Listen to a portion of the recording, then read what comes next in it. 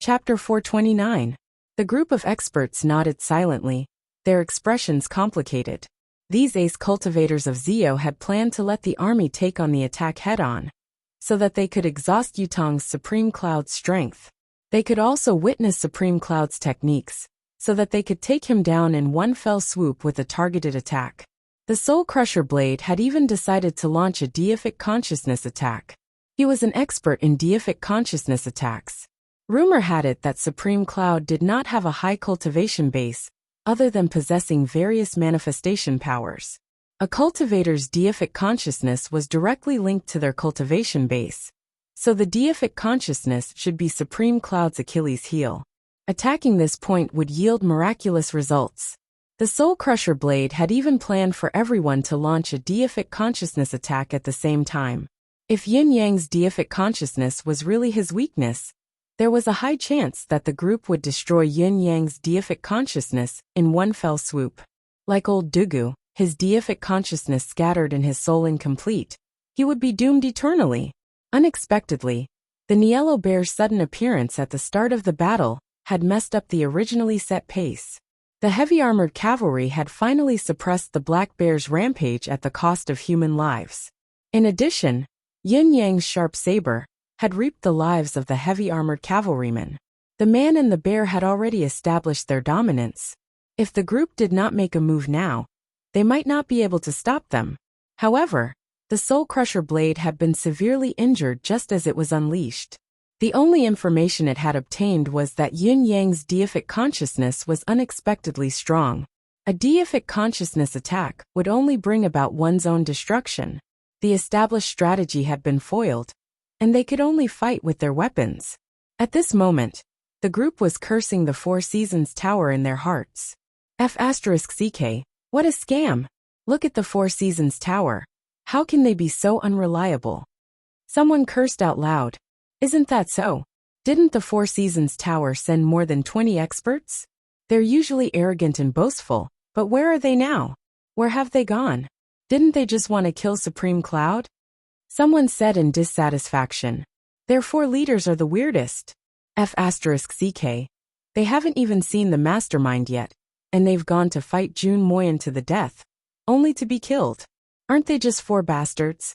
Why did you provoke Jun Moyen for no reason?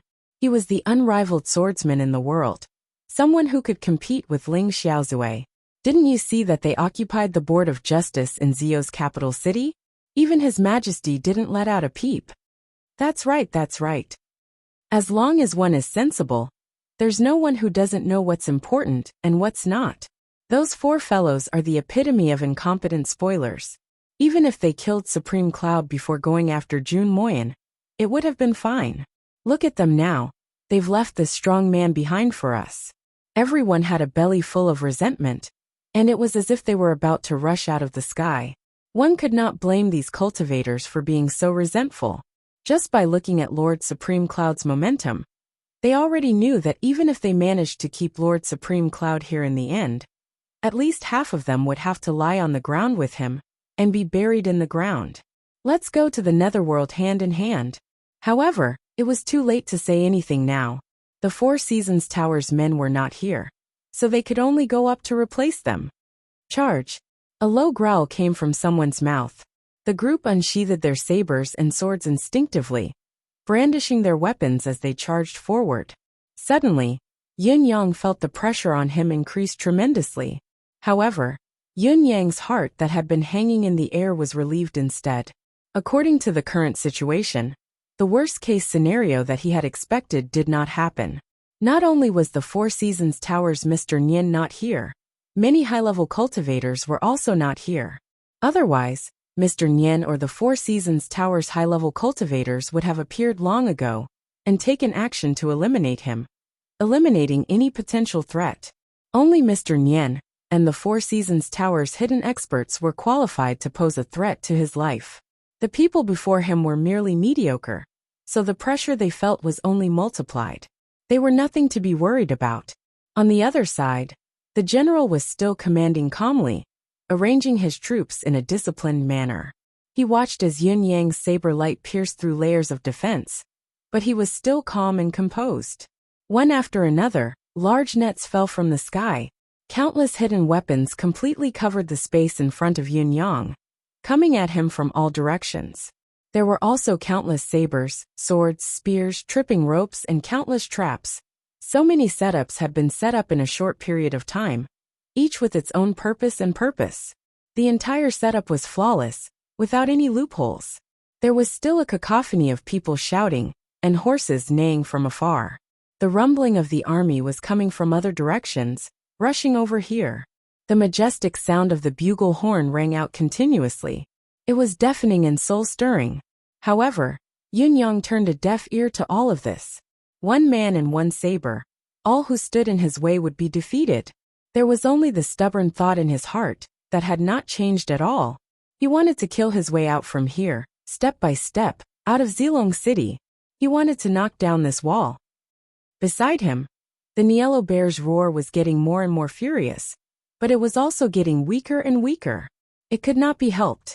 Although the Niello bear was a top-notch mystical beast, the king of beasts, it was still only at the 9th level after all.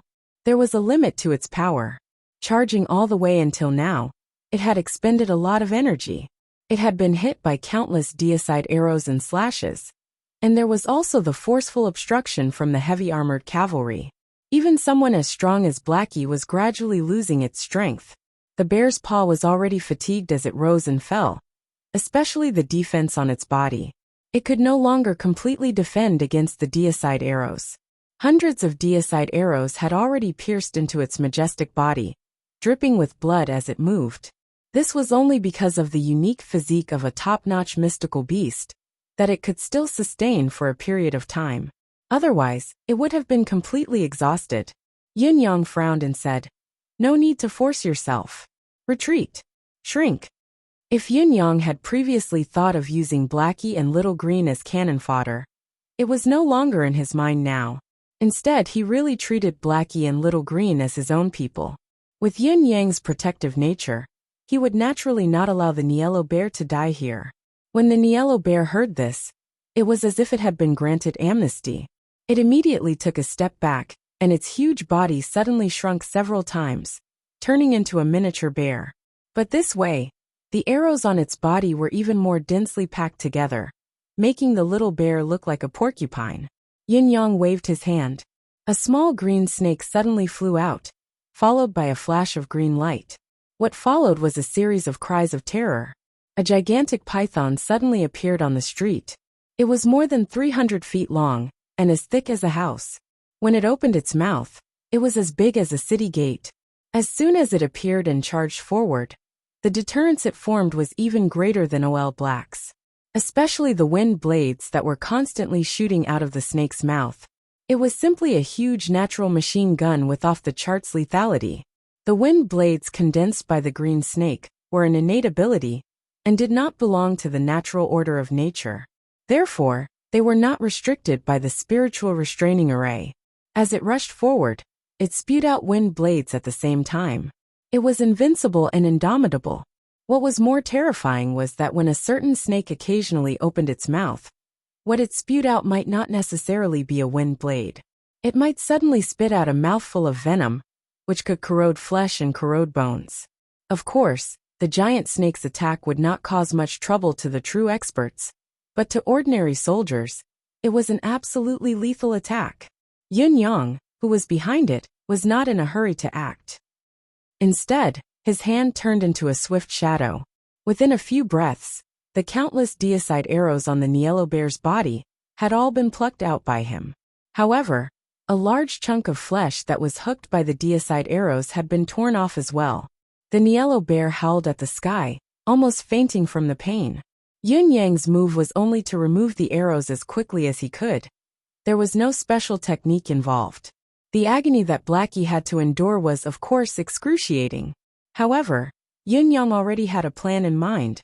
With a backhand slap, a ball of air of vitality entered the bear's mouth. The Niello bear, who was in tears from the pain, quickly absorbed the good stuff that had entered its mouth. For a moment, joy and sorrow welled up in its heart. The python in front had already charged no less than 1,000 feet away. Behind it was a pile of corpses. Chapter 430. Moments later, a few silhouettes shot through the air, their approach different from that of ordinary soldiers. It was obvious that Zio's experts had made their move. Yin Yang snorted and sprung up, his saber light shining brightly. Merciless saber, red dust manifested. With Yin Yang's current cultivation base, the Destiny Blade was just a small demonstration. Cultivators below the Heaven Realm would not be able to withstand a single blow from him. With the appearance of blood, 3 silhouettes grunted and fell back, dead or alive. Yin Yang spun around and struck Merciless Blade again. Another 2 people grunted and retreated. They were already forced into a corner and were about to die. Suddenly, there was an eerie silence in front of him. Then, the sound of gears clattering could be heard. Yin Yang's pupil shrank as he saw a giant arrow flying towards him. A siege arrow. A siege arrow? Such an arrow was a special arrow that was specifically used to attack cities. The entire arrow was basically a mystical iron arrowhead attached to the front of an ironwood tree trunk. However, to fire such a unique arrow, at least 8 cultivators of the 4th peak and above were needed to draw the bow, and another 2 people were needed to load the arrow before it could be fired. In other words, at least 10 cultivators were needed to work together to successfully wield such a bow. However, this kind of siege arrow was extremely powerful. If an arrow was shot and hit the city gate, it would definitely blast a big hole in the gate. Even if it only hit the thick city wall, it would still shoot straight in, leaving half of the arrow outside, making it easier for the soldiers to use it to attack the city. The power of such an arrow was indestructible. However, such an arrow was actually used against one person today. The person involved was truly honored. Facing the siege arrow that was coming at him with such speed, Yin Yang dared not face it head-on despite his cultivation base being in the Heaven Realm. He dodged and the siege arrow brushed past him, but the whistling of the wind caused by it caused Yin Yang to pause for a moment. Not only did the 2 experts who had been forced into a corner escape from the saber's attack, they had also closed in on Yin Yang, slashing at him with their saber and sword in unison. Yin Yang's body swayed as he evaded his opponent's killing blow. At the same time he executed Destiny Blade, saber later. The 2 men who had just escaped death felt the gleam of the saber again, but they could not see where the saber was, or where the target was. Their hearts chilled as hopelessness surged within them once more. Yin Yang snorted angrily, but he was still only halfway through his attack. He had no choice but to stop and dodge, causing the 2 giant arrows to miss their target once more. Although Yin Yang had successfully avoided the 3 siege arrows, the Moor python beneath him did not have the agility to dodge. The 3 siege arrows, 1 in front and 2 at the back, all pierced into the Moor python's body. The 3 arrow wounds on the giant serpent's body couldn't be suppressed. Blood gushed out like a river. It spasmed painfully and hissed. In the distance, in all directions, there were thunderbolt bows that were used to attack cities. The angles of each thunderbolt bow were different, obviously designed to target Yin Yang's escape from different directions. Yin Yang hollered and patted the Moor python on the ground, motioning for it to shrink its body so that he could save it. Unexpectedly, the Moor python could no longer shrink back to its small size due to its severe injuries. At the same time, the densely packed crowd of enemies charged forward. The Moor python had wreaked havoc on the soldiers earlier, and they had no way to defend themselves. Now that the Moor python was in danger, the soldiers saw an opportunity to attack as a group. With a loud cry, Yin Yang sprung up and charged forward like an arrowhead. At the same time, his feet kicked out continuously. The 3 siege arrows were pulled out from the Moor python's body. Then a large ball of spiritual chi of vitality was sent into the Moor python's mouth. The Niello bear, whose combat power had recovered, roared as it slaughtered Zio's soldiers, guarding the Moor python. It was only until the Moor python's injuries were healed by the spiritual chi of vitality, and it had the strength to turn back into its original snake form, that it charged forward and reunited with Yin Yang once more. Yin Yang calculated in his heart. After the Moor python had the assistance of the thunderbolt bows, both the Niello bear and the Moor python would not be of much help to him. The best way to unleash their combat power was to revert to their original forms. However, both of them were too big, and the targets were too obvious. He did not even need to aim properly to be sure that he would be able to hit his target. Even top-notch mystical beasts like Blackie and Little Green would be done for if they were hit by a dozen arrows consecutively. Therefore, it was better to fight with himself as the main force next. The siege bolts were still fired consecutively without a care for the cost. Above, below, left, and right they were surrounded by enemies. There were obstacles everywhere, causing Yin Yang's speed of advancement to be much slower than before. At this moment, the Four Seasons Tower's experts, who were hiding among the crowd, finally made their move. From time to time, there were flashes of sword light and saber light that resembled venomous snakes. It was obvious that these people had a clear understanding of Yin Yang's ability. They left immediately upon contact, never lingering to fight. Yet, such a fighting method was the one that troubled Yin Yang the most. Initially, Yin Yang had thought that after Jun Moyen had dealt with the Four Seasons Towers, 4 Heaven Realm Ace cultivators, none of the remaining people would be a match for him in a one-on-one fight. Even if a dozen of them came at him together and attacked him, he was confident that he could win. However, they left immediately upon contact, never taking the risk and hoping for a fluke. They were constantly hidden among the crowd, appearing and disappearing unpredictably. It was indeed a huge problem. This was also the situation that Yin Yang was most unwilling to face. At this time, the Empire of Zio's experts had also realized the benefits of such a fighting method. Immediately, they imitated it as if they had been enlightened. Yin Yang's saber light flashed, clearing the area around him as he advanced several feet forward. However, those people had already disappeared into the newly charged soldiers. They did not care about the lives of the ordinary soldiers, only hiding their tracks behind these people, intentionally maintaining their elusive state. Although it was despicable and immoral, it was undeniable that this was the most effective and targeted way of fighting at the moment. Yin Yang grew increasingly anxious. Old Duga's thin body was on his back. Yin Yang seemed to feel that Old Duga's eyes were still open, watching everything that was happening before him. Yin Yang's emotions calmed down like ice and snow at that moment. My father is still waiting for me to bring him out, to bring him home. I can't be impatient, I can't panic, I can't lose my composure. I can be angry, I can vent, I can fight, but I can't lose my composure. At this moment, another siege arrow came swooping in his direction. It was still as powerful as before. As Yin Yang flashed past it, his eyes suddenly shone.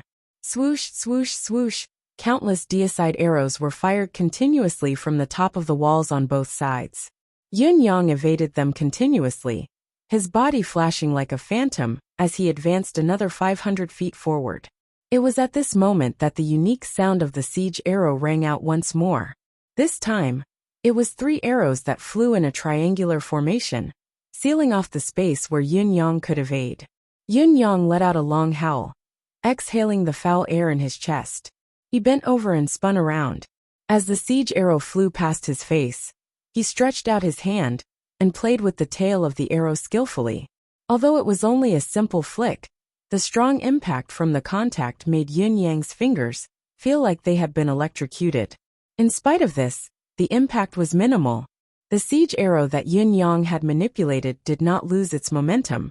It made a strange turn and turned around.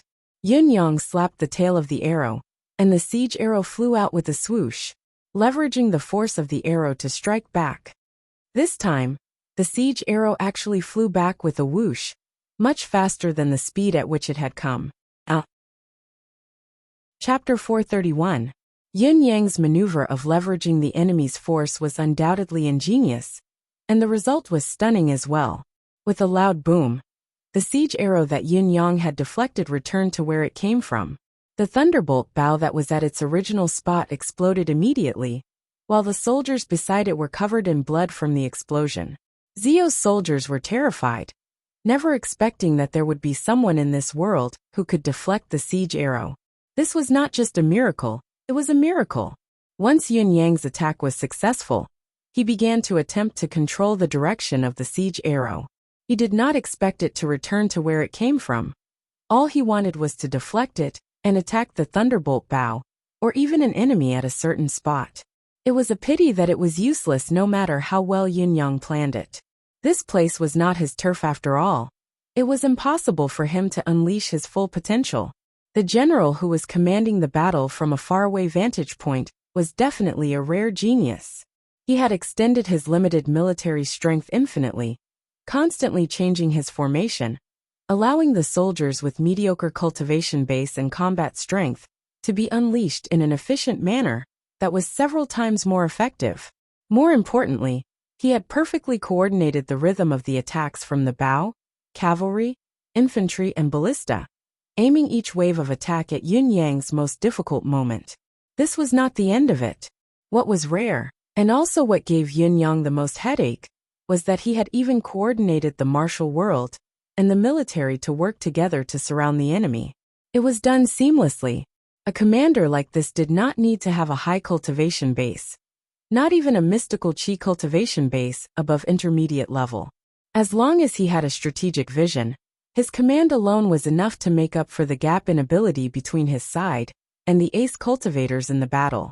This battle was the proof of real combat.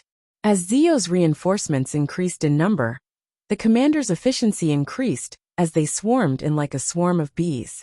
As a result, the pressure that Yun Yang had to endure and feel was growing exponentially. Yun Yang regained his clarity of mind. Despite the danger of the war and the unprecedented danger, he was still unhurried and unruffled.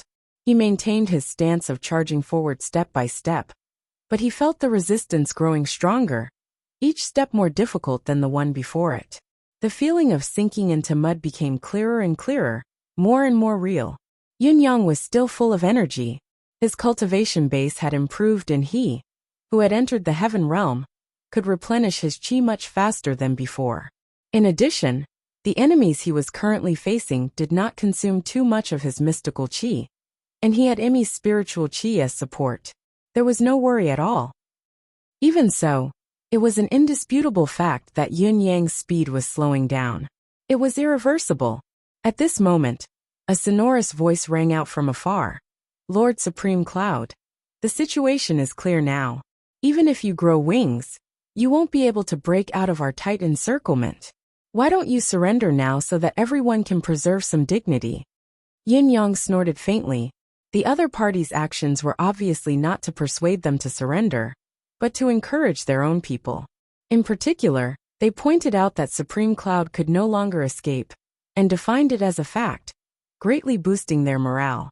After all, the unstoppable aura that Yun Yang had displayed earlier was too frightening. Not many people were unperturbed. Now, once the fact that Supreme Cloud was fated to not be able to escape was put on the table, everyone would be reassured. He could no longer escape. What they had to consider next was how to render meritorious service, and how to do so. Such a method to boost morale was simple and direct. It was a battlefield nightmare to one of the 9 Supremes to surrender. It could be said to be a milestone for them to surrender. Yun Yang said faintly, "This general's strategic command is very methodical. You should be Zio's famed general. May I know your name?" Even in the midst of the noisy army, Yun Yang's voice was steady and carried far away. There was not the slightest hint of anger, but everyone along the way could hear him clearly, as if his voice had entered everyone's ears automatically. Everyone felt as if Supreme Cloud was talking to them face to face. Their expressions changed at once. This level of cultivation wasn't just shocking, it was simply horrifying. There were also those who pondered further. Supreme Cloud's ability to speak in such a calm tone in the midst of such a fierce battle meant that his vitality had not been damaged. In other words, he was still in perfect condition, and had not even fought with all his might. Was the claim that Supreme Cloud would surely be defeated in this battle just a wild fantasy? Was it a pipe dream? At least, it was not so optimistic. The general's steady voice rang out. "This lowly general is extremely honored to be praised so highly by Lord Supreme Cloud. This lowly general, Ding Yunlu, greets Lord Supreme Cloud." Yun Yang said faintly, "So it's the renowned Zio general Ding Yunlu. You're not bad. Your strategic command is even better than the rumors. However, it's wishful thinking to keep me here with the capability you've displayed so far."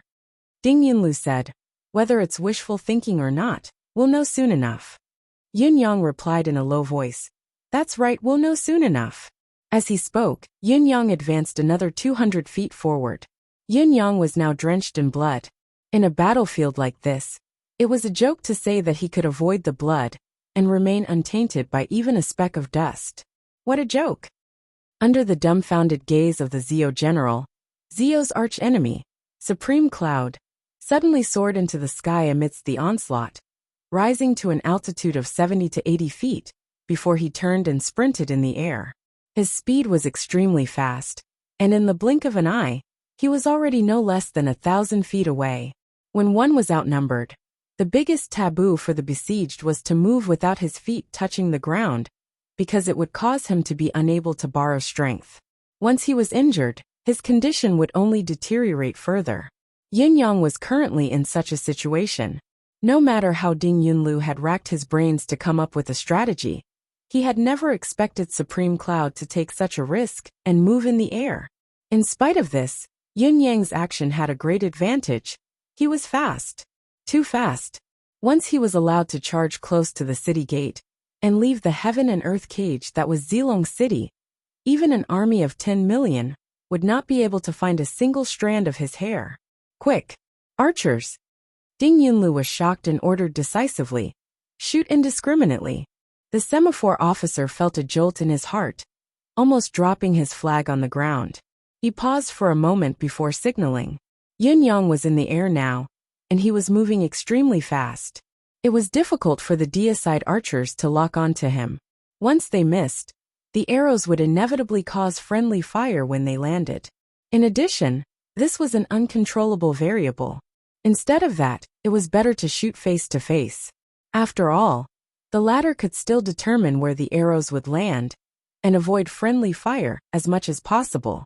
Whether or not Supreme Cloud would be harmed after the order was given was still uncertain, but the number of friendly fire casualties on their side would be massive.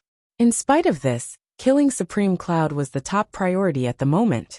Even if there was a huge risk of loss, they had to take the risk.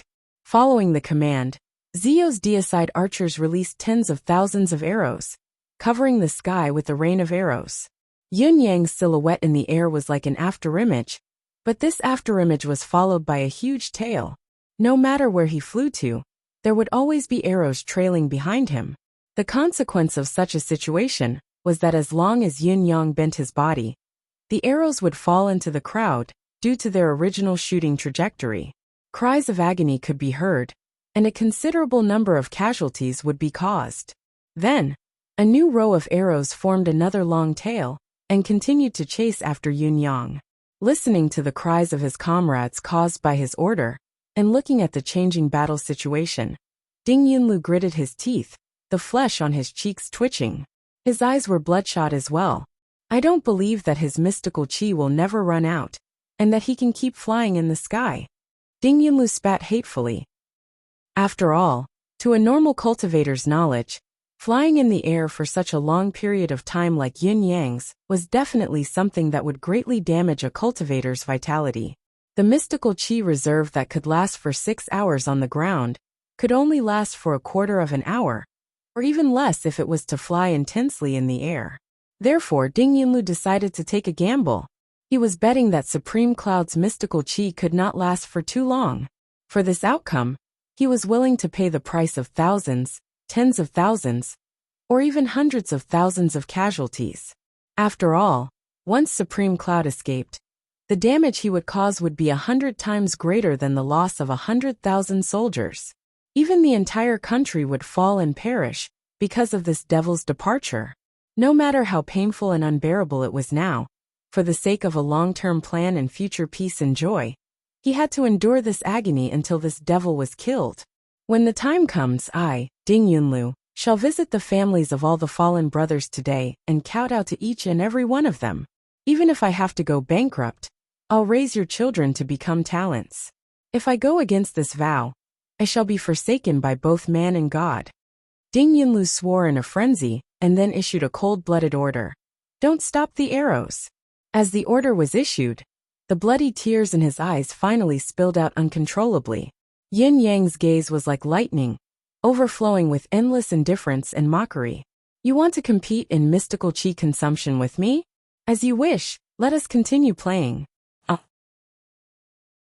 Chapter 432. It was difficult for cultivators to maintain their qi for long. This was a law that no cultivator could go against. Even those as strong as Mr. Nian, Ling Xiaozui, and Jun Moyan could only hold on for a slightly longer time. Even with Yin Yang's beginner heaven realm cultivation base, the endless divine art and Emmy's support would not be able to sustain him for too long.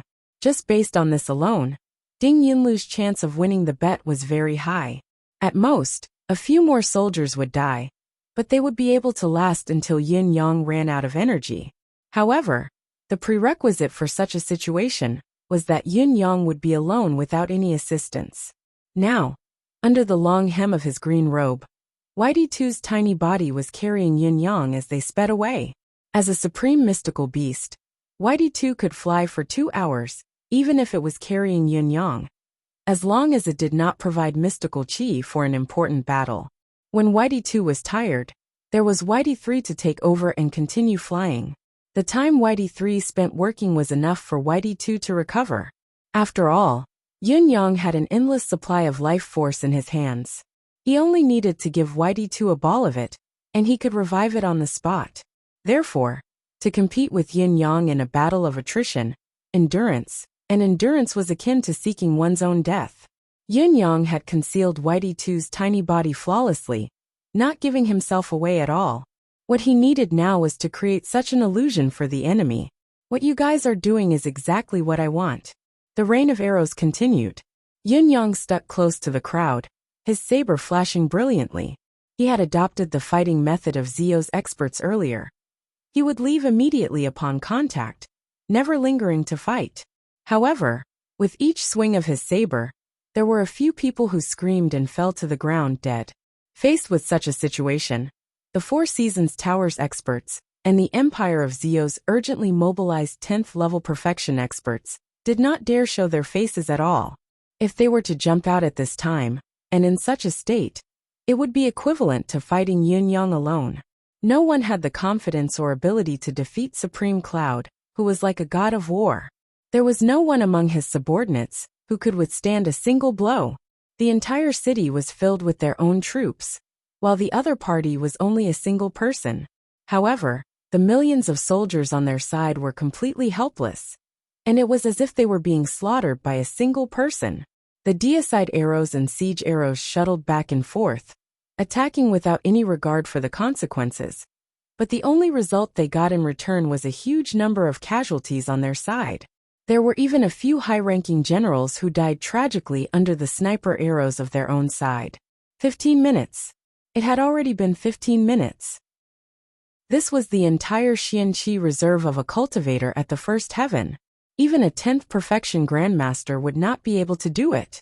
Ding Yunlu's eyes were bloodshot as he stared fixedly at Supreme Cloud, who was still flying low in the air, praying in his heart. You can't hold on any longer, right? Drop it. Drop it quickly. You can't hold on any longer. Hurry up and fall. No matter what, your Xianqi is about to reach its limit, right? It was a pity that Yin Yang did not respond to his curse at all. He was still flying back and forth freely, no less agile than before. On the contrary, it seemed to have become more agile. Then an hour passed. Supreme Cloud was still flying in the air, more agile than before. His saber light glinted menacingly, showing no signs of fatigue. The Empire of Zio's casualties had already exceeded 10,000 men. This was undoubtedly a huge number, and it was also an unbearable number of losses. The other party was only one person. There was only one person. That person was not even in his best condition. His greatest support was no longer with him. Despite this, he had still caused such a terrifying number of casualties on their side. Such losses were unimaginable and unbelievable. The moment Ding Yunlu, who was in a daze, snapped back to reality, he looked behind him. His legs were unsteady, and he was about to fall. The other party's goal had been clear from the beginning. He had clearly expressed his intention to charge out from the west gate. Throughout the journey, he had never changed his direction. Now he had advanced too far. Each time the other party made a move, the experts of the suicide squad behind him had to use their own bodies and lives to smash the other party back. Charge back. Smashback. In spite of this, at least 30 to 40 experts of the 7th peak and above had to be sacrificed for each interception. Up until now, there had been 17 interception attempts. The experts that he had gathered behind him had been reduced from the initial 500 men to the last group of 30 men. A total of 500 ace cultivators were thrown in just like that. The outcome of their interception at the cost of their lives was only to temporarily hold Supreme Cloud back. They did not even manage to inflict the slightest bit of damage on him. But that wasn't all. What Ding Yunlu found the most unacceptable and incomprehensible was that not only was his opponent not injured, he didn't even look the slightest bit tired. He was still advancing step by step. Had he advanced another 1,500 feet? The truth was hopeless. Ding Yunlu's heart was already in complete despair. He could totally imagine what he would have to face after this battle. Even if Supreme Cloud was annihilated in the end of this battle, the blame that he would have to bear would not be small. The Empire had lost so many of its core forces. Someone had to step up and take responsibility. As the person directly involved and the commander, he could not find a replacement even if he wanted to. From the beginning of the battle until now, he had gone from brimming with confidence to feeling cold all over. His heart was filled with despair. His declaration that Supreme Cloud would surely die and fall here had turned out to be nothing more than a joke. Was he the one who had been dreaming? Did the Empire of Zio not have any experts? No. Back then, the Empire of Zio's celestial stone had fallen into the hands of the founding emperor. For decades, the celestial stone had been in the palace, continuously emitting a copious amount of energy. During that period of time, the people around the Empire of Zio's imperial city, especially the newborn infants, had all benefited greatly from the magical aura. The benefits had even extended to the bloodline. The benefits were endless. It was also from that time onwards that the Empire of Zio's martial force was unparalleled in the world. Throughout the entire Tianxian continent, no other country could have more experts than the Empire of Zio. It was just that these seedlings had disappeared one after another, not appearing among the people. It was because these people had been recruited by the noble families to guard their homes and become their private soldiers. They did not fight for the country. Now that the empire was in a precarious situation, those who came out to fight were still the common faces. Not a single true expert from the noble families had appeared. Watching countless imperial soldiers being slaughtered, watching the enemy flaunt their prowess here. Yet the nobles of the empire were still watching coldly from the sidelines. How could one not be saddened? The strangest thing was that the palace's superior combat force had not come to help since the start of the battle. Ding Yunlu's sorrow flowed like a river. Was this battle not related to the fate of the nation? Was this battle not related to Zio's fate and the lives of his family? Retreat, spread out. Don't let the crowd get too dense. Ding Yunlu commanded the deicide archers as he issued orders. All long-range attackers, occupy the highest point. Deicide bows, keep shooting, don't stop. Siege archers, maintain the current firing rate, don't stop. Ding Yunlu's heart was about to explode. Supreme Cloud, how long can you stay in the air? Are you still human? Why are you not doing anything? Is he really a devil? This was the question in the hearts of all the people from the Empire of Zio. It was as if the other party was weightless, hovering in the air for such a long time, carefree and at ease. In such a unique state, none of their attacks could pose a threat to him. Everyone was asking the same question. Where are the Empire of Zio's experts? Does the Empire of Zio not have an expert who can stop this fiend? A supreme cloud was flying around in the air, going on a killing spree, his murderous aura filling the air. With yin-yang as the bait to attract most of the enemy's firepower, Old Black and Little Green also went on a killing spree on the ground. Wherever they passed, people were thrown off their feet. Ding Yunlu was even more bewildered. The two mystical beasts had been severely injured earlier, and they were about to be killed. How could they have such combat power now? He arranged his troops at once to encircle the two beasts again. Ding Yunlu's thoughts were clear. He knew that killing the two mystical beasts was the most important thing right now. If he were to ignore them, there might be more variables. However, What made Ding Yunlu feel even more hopeless was that when Zio's soldiers finally managed to severely injure the two mystical beasts again, Supreme Cloud flew past them, and the two mystical beasts regained their vigor. Their injuries seemed to have healed in an instant, and they looked even more ferocious. Everyone understood now that Supreme Cloud must have some kind of mystical skill that could revive the two beasts from the brink of death. Was there any meaning in continuing this battle? When would it end? Everyone instinctively had an extremely pessimistic thought. They had no chance of winning this battle. Perhaps, this nightmare could only end when Supreme Cloud charged out of the west gate. Stop him? It looked like they could not stop him anymore. Did they not see that the other party was getting more and more relaxed? He no longer looked like he was in a hurry to leave. The other party's actions were obviously toying with their hundreds of thousands of Zio soldiers. God, are we all in the middle of a horrible nightmare? Will we be devoured by the nightmare in the end? Will we all be slaughtered by one person? Is this Supreme Cloud a human or a demon? Chapter 433. Zio's soldiers were on the verge of breaking down. Tens of thousands of arrows shot through the air again and again, an indiscriminate wide-area attack. The enemy would either flick his sleeves and charge forward in a straight line with his face shielded, using his dense mystical chi to break through the dense rain of arrows, or he would evade and charge higher, moving more than 300 feet away in an instant. Even when tens of thousands of arrows were fired at the same time, he could still easily avoid them. Then, he would land and continue his massacre of Zio's soldiers. As for the tens of thousands of arrows that flew past, they did not simply fall to the ground. They would continue to unleash their destructive power, targeting the comrades who were pursuing Yin Yang from behind. They were falling row by row. This had happened more than a dozen times. Zio's strategy had not changed, and the enemy had not suffered any casualties. Now the area behind Supreme Cloud had basically become a no-man's land. No one dared to stay there. No one dared to attack Supreme Cloud's back. As long as they stood there, they would be greeted by tens of thousands of arrows from their comrades in the very next moment.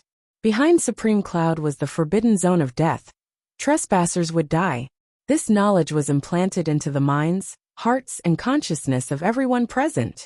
What a warrior! In a tall building far away, Zio's emperor, who was dressed in bright yellow, stood by the window and watched the battle, sighing with a serious expression. "Old He, are you confident?" His Majesty asked the old eunuch beside him. The old eunuch frowned and said, "If we were to measure the opponent's true capability based on the length of time he could hover in the air, as well as the fact that he's always been at ease, I'm not his opponent." But the opponent seemed to be at most a second celestial layer cultivator. According to common sense, staying in the air for a quarter of an hour was already the limit. But now, for some reason, he actually stayed in the air for as long as 2 hours? This point was incomprehensible. At the same time, it makes it difficult for this old servant to assess his capability. His Majesty said with a dark expression. But it's not a solution if we continue to suffer casualties like this. Zio's emperor was obviously urging Old He to make a move. Old He frowned awkwardly and stood up slowly, saying, "Your Majesty, this battle is extremely dangerous. I'm afraid we'll need at least 10 of the palace's reverends to ensure victory." His Majesty glanced at him coldly. Old He did not speak further. The atmosphere was cold. His Majesty pondered for a moment and said faintly, "Reverends, 10 is fine. However, pass on my decree to the 5 noble families' higher-ups. Every family has to assist." In his eyes, a trace of deep anger flashed. Even at such a critical moment, those families still refused to lend a helping hand. His Majesty was thoroughly enraged. Could it be that this world belongs to me alone? If Supreme Cloud really managed to escape unscathed, would all of you be able to survive? Yun and of the Beast and Whitey were aware of the entire process. Yun White and Whitey of all of it. Yin Yang suddenly felt Whitey Two's weakness beneath his feet. Not daring to delay, he issued an order immediately and soared into the sky.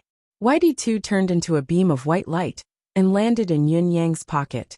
Only Yin Yang and Whitey Two knew what was going on during the entire process. It was impossible for the outside world to see through it. Yin Yang patted casually, and a ball of green entered Whitey Two's tiny body. Whitey 2 breathed a sigh of relief while Whitey 3 appeared energetically and burrowed into Yin Yang's crotch. Seeing another ball of green appear in the sky, a sense of helplessness and despair rose in all the Zeo soldiers' hearts once more. It had been the same the previous few times. The bear and the snake had been beaten half to death, and were on the brink of annihilation. Supreme Cloud had rushed down and sent out a ball of green energy. No one knew what it was at first, but the two mystical beasts' combat strength had been restored immediately. Not only that, even their heavily injured bodies were healing at a speed visible to the naked eye. They had regained their flesh and bones, resurrecting the dead. That was all there was to it. Now that the green had appeared again, did it mean that Supreme Cloud's combat power had returned to its peak? Was the nightmare going to continue? Was it going to develop in an even darker direction? Yin Yang had the upper hand now. Everything was within his grasp, so he still had the time to release his deific consciousness, to sense the atmosphere around him in case of emergency. It was also because of this that he noticed a tall, slender figure, standing on the roof of a building far away. She was looking over at them with anxiety written all over her face. It was Shangguan Lingxiu. Shangguan Lingxiu's hand gripped the hilt of her sword tightly. There were a few veterans beside her who looked like they had been through hundreds of battles, all of them looking impatient. Below them, there were another 200 people who had already readied themselves for battle, ready to fight. In spite of this, Shangguan Lingxiu did not give the order to attack and assist Yun Yang. This was because Shangguan Lingxiu knew that if she and her 200 subordinates were to join in the current battle atmosphere, not only would they be of no help, they would only be adding 200 lives to the battle. What was more, he might even become a burden to Supreme Cloud. Zeo's commander, Ding Yunlu, was a famous general of Zeo. Shangguan Lingxiu could foresee that if she were to join the battle hastily, Ding Yunlu would even order Zeo's army not to kill them. He would only torture them to lure Supreme Cloud to help. Therefore, she wanted to help, but she dared not do so. We have to do something. We have to do our part. Shangguan Lingxiu's brows were tightly knitted together. However, how should they do it? What should they do? Yun Yang had no clue at all. How could he not see Shangguan Lingxiu's restlessness with his deific consciousness? With a sudden thought, he howled into the sky. Ding Yunlu, do you know who's the one talking nonsense now?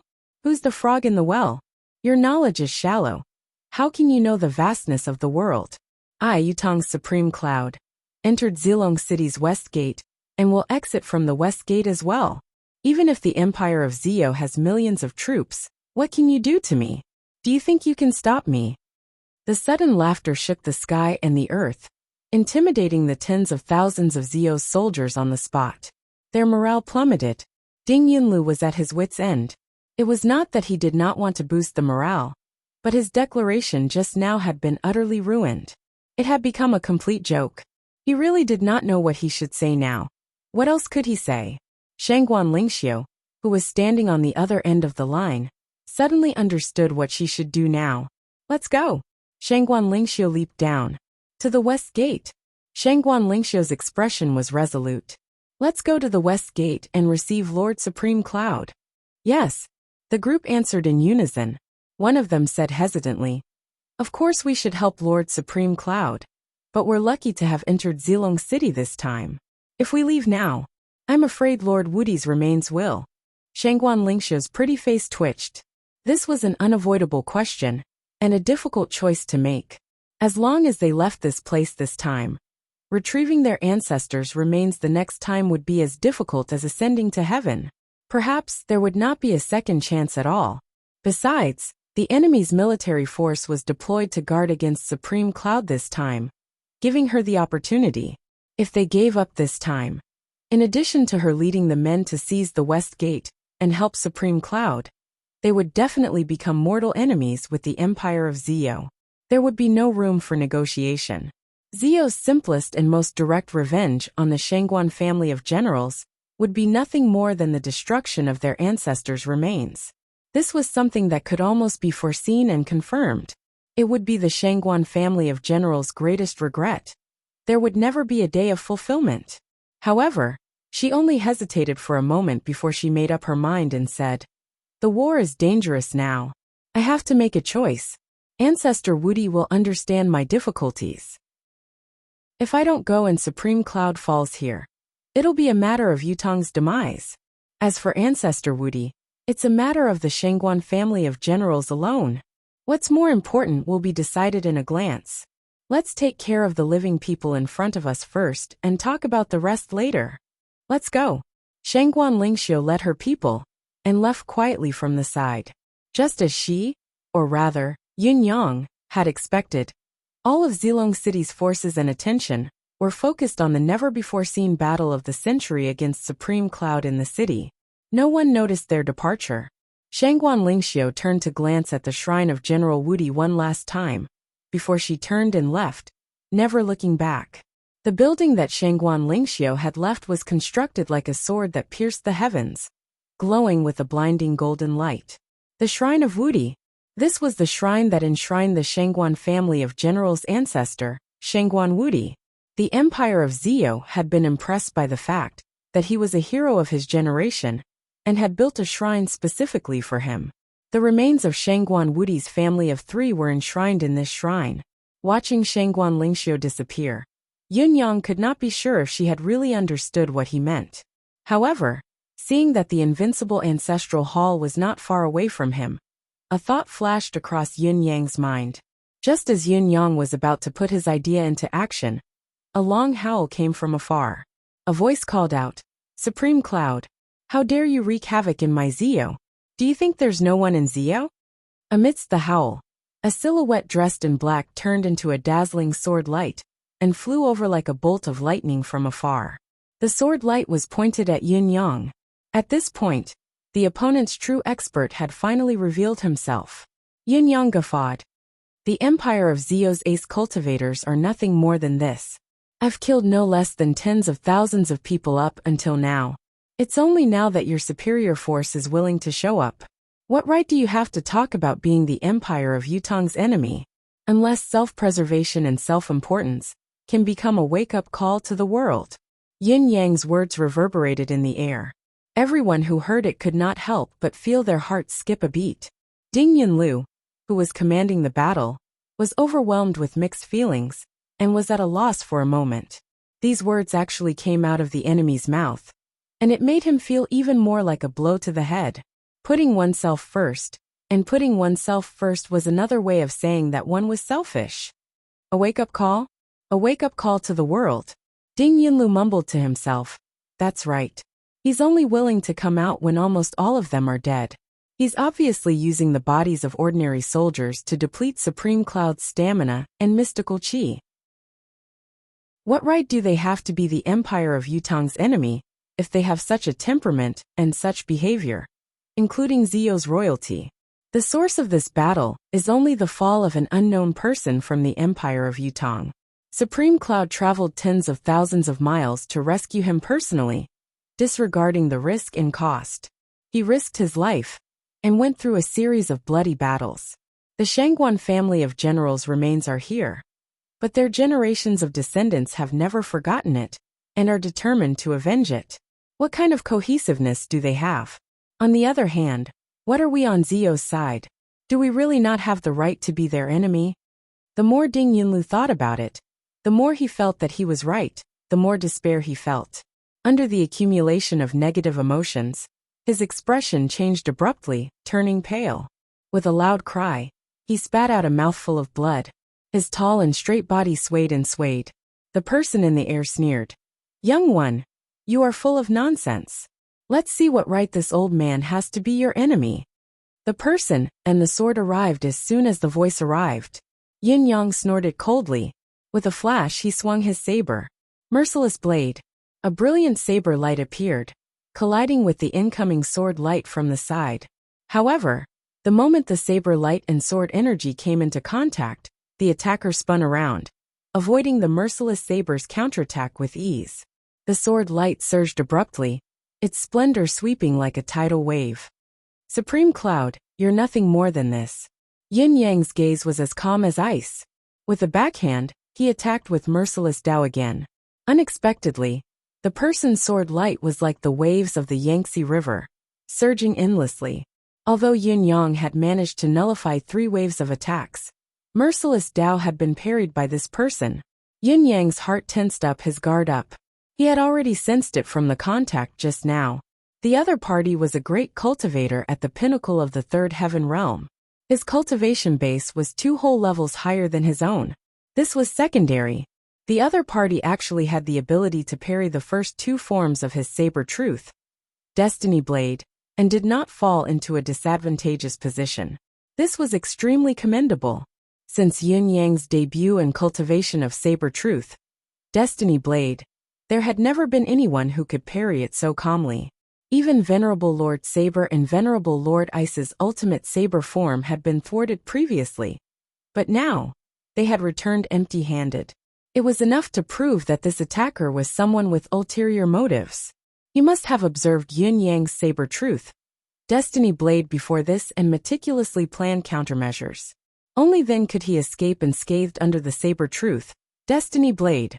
If it were a one-on-one fight, Yin Yang would still be unafraid. He was even confident that he could kill the other party within 5 moves. However, the other party was not alone and would not fight him alone.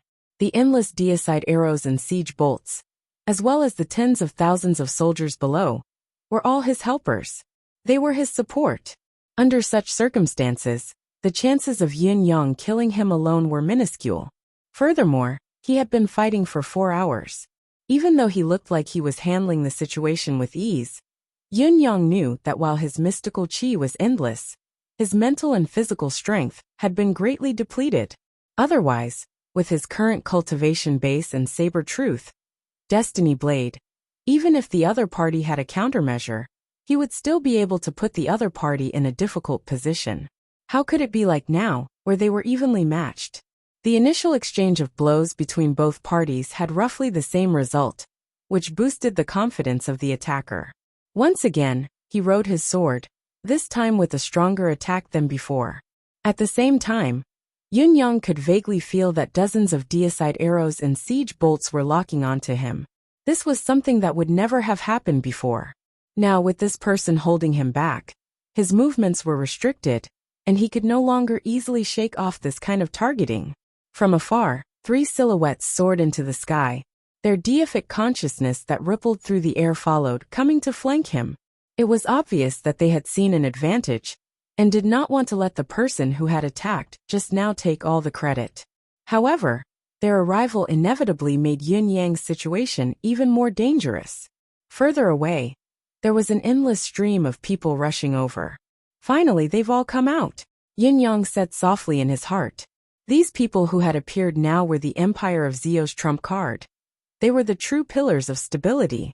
These people would not usually appear, as they were the last line of defense in their respective families or royalty. Unless it was a matter of life and death, they would not come out easily. Today, however, they could no longer stay out of the battle, no matter how selfish or self-preservation they were. The situation had come to a point where they had no choice but to act. No matter what the thoughts of the 3 people in the second wave were, it was a fact that their deific consciousness resonated with the person in front of them. Yin Yang could immediately tell that these people were old acquaintances who had a great rapport with each other. Once the 4 of them joined forces, his situation would become even more difficult.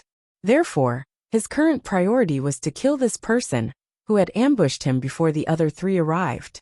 Yin Yang's gaze was cold as he suddenly hollered, "Take this." He charged forward like he was flying, the divine edge in his hand raised high, sealing off all possible escape routes in an instant. He was forcing the other party to fight him head-on. His saber light flickered, the tip of the saber quivering slightly. The person chortled, "Take a saber from you? What can you do even if I take another 100 slashes from you? You're just out of tricks." Not only did the person speak valiantly, his actions matched his words as well. He charged forward without backing down. Yin Yang dared not let the 4 of them meet, but he dared not let Yin Yang charge forward either. On one hand, he knew that there was no longer any force behind him that could restrain Yin Yang. Once Yin Yang charged over, this supreme cloud could leap more than 3,000 feet in one breath with his current extreme speed. This was an outcome that no one could accept. After all, another 3,000 feet, and he would be less than 10 miles away from the city gate. The Board of Justice's courtyard was only 30 miles away from the west gate. 20 miles had already been lost. If he were to charge another 3,000 feet forward, the remaining distance would only be 7 to 8 miles. The distance was too close, and there were too many variables. Furthermore, he had considerable confidence in Supreme Cloud right now. Just like Yin Yang's judgment, he was a meticulous person. He had been observing Yin Yang's saber skills, and was confident that he had a thorough understanding of Yin Yang's saber skills. No matter how marvelous Yin Yang's saber skills were, the movements and trajectories of his saber skills were all seen by the person's eyes. No matter how marvelous Yin Yang's saber skills were, they were no longer mysterious, so they could not form a lethal attack. In addition, the person's cultivation base was above Yin Yang's maximum cultivation base. If he were to take the risk and severely injure, or even kill Yin Yang, he would be taking all the credit and glory. Due to these two factors, he could only face it head-on. As the saber light flickered, the divine edge and the opponent's sword light collided head-on for the first time. Just like the person's judgment, there was a gap between their ultimate abilities. In such an extreme clash, Yin Yang would be the first to bear the impact of the other's force. Yin Yang felt his wrist go numb and his body tremble. Seeing that the force of the impact was about to hit him, a strange glow appeared around Yin Yang. Instead of retreating, Yin Yang advanced, going against the flow, and the saber laid back, and a thought of life and death were unleashed at the same time. A crack rang out. The opponent's long sword was chopped into two by the divine edge as expected. Clearly, the other party did not expect such a demerit. The sword in his hand was one of the top 10 superior grade divine weapons in the entire continent. How could it be broken so easily? In the blink of an eye, blood spurted out from his chest, and he was sent flying backward like a kite with its string cut. The person was a pinnacle cultivator indeed. Even under such dire circumstances, he had still managed to evade the fatal strike. His reflexes and the dexterity of his skills were remarkable. However, all of his reflexes and responses were futile. This was because right behind him, a tiny kitten had appeared out of nowhere. It was floating there silently and quietly. Chapter 434. No one had noticed this kitten before this. How could there be a cat in the chaotic battlefield? High up in the air? It was only the size of a fist. How did it get up there? The kitten looked harmless, but it was actually down below. The tens of thousands of people felt their hearts skip a beat as a sense of foreboding rose within them. They roared at the top of their lungs, "Be careful!" Meow. With a soft cry, Whitey Two's paw landed hard on the unguarded back of the Zeo expert's head. Smack! This expert's entire head was completely smashed just like that. His body seemed to be in disbelief, unable to comprehend the current situation. He twisted in midair, wanting to turn back to see who had killed him. Just now there was clearly nothing behind him. How could an enemy suddenly appear? How could he be ambushed so suddenly? This should not be possible. It was impossible. His body followed the command given by his mind at the very last moment, turning back in the air with his chest facing his back. It was a pity that his last wish had failed, because his eyes would never be able to see again. His body paused in the air for a moment before he dropped down. Even until his death, he was still in a daze, passing away without knowing why. An expert of his generation had passed away. Just like that, his soul had gone to the netherworld. Countless people watched the scene unfold before their eyes. At this moment, everyone felt as if the world before their eyes had turned black and white. There was no other color. This was simply a nightmare. Ding Yunlu's promise had been shattered, and everyone had sunk into a nightmare that they could not extricate themselves from. With the appearance of this person, Yun Yang was defeated for the first time, causing his peerless saber skill to fail. The crowd's hope was reignited, thinking that this nightmare could finally end. However, the result was that their savior had fallen, their hope shattered, and they were once again trapped in a darker nightmare. Yin Yang did not know who he had killed, but how could the people below not know who it was? This person was a legendary figure in the Empire of Zeo, the King of Swords Chu Hanxue. This person's reputation was like the sun in the sky, Once he attacked, all the swords in the city would sense it. Such a legendary figure had fallen so easily in front of his eyes. Even his long sword, which was rumored to be a legendary artifact, was cut into 17 or 18 pieces. This was a reality that they could not accept.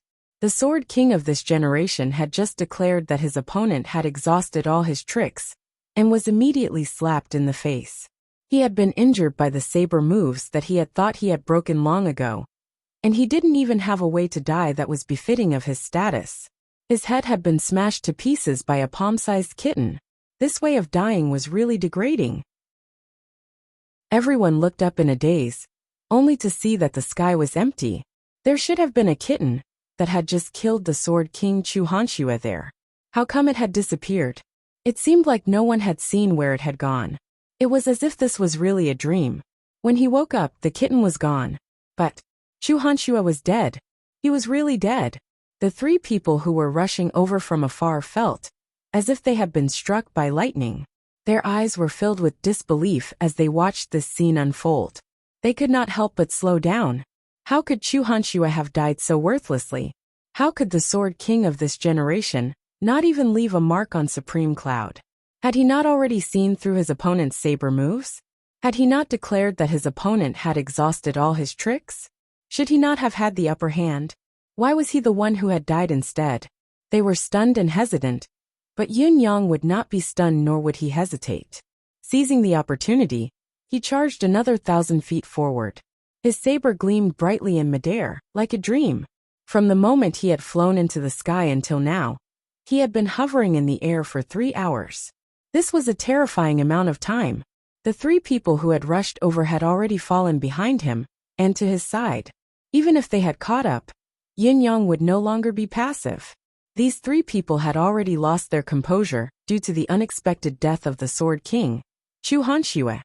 Their combat power would definitely be greatly reduced.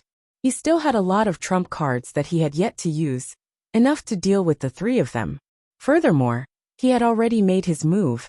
The three of them did not have enough time to chase after him. However, at this moment, an unusually strong aura appeared out of nowhere, right in front of Yin Yang's left. Yin Yang's gaze froze, his body swaying in the air like a willow swaying in the wind. A hunched silhouette appeared out of thin air, quietly appearing 100 feet away from his left and striking with a palm. The palm strike was like a mountain-splitting axe, with earth-shattering power. As the palm struck, the entire space beside the silhouette turned black at once. The space had also changed due to this person's attack. A black hole no less than 30 feet in diameter was formed from the palm strike. The moment the black hole appeared, it had already swallowed everything in the original space, generating a massive gravitational force. Yun Yang could not cast his wind and cloud manifestation now, but even if he could, he would still be delayed for a few breaths when faced with such a strong gravitational force. The powerful palm strike was about to reach him, but the terrifying howl of a ghost that was produced from the palm strike was heard. The speed of the force was faster than sound. It was Elder He. Yun Yang recognized the person at once. It was the old eunuch who had always been by Zio's emperor's side. Yun Yang had already determined the old eunuch's ability from this palm strike. Fourth Heaven Pinnacle.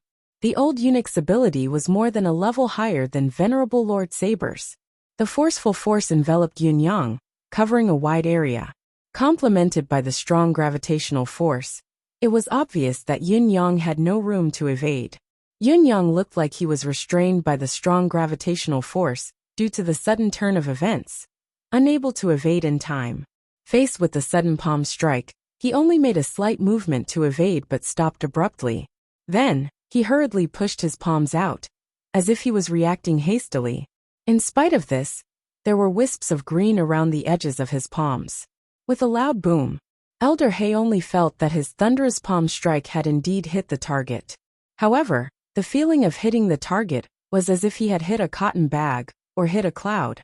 There was actually no resistance at all. There was even an inexplicable force of attraction from the other party's palm. This time, it was Elder He's turn to lean slightly forward due to his miscalculation of the enemy. However, his reaction speed was extremely fast.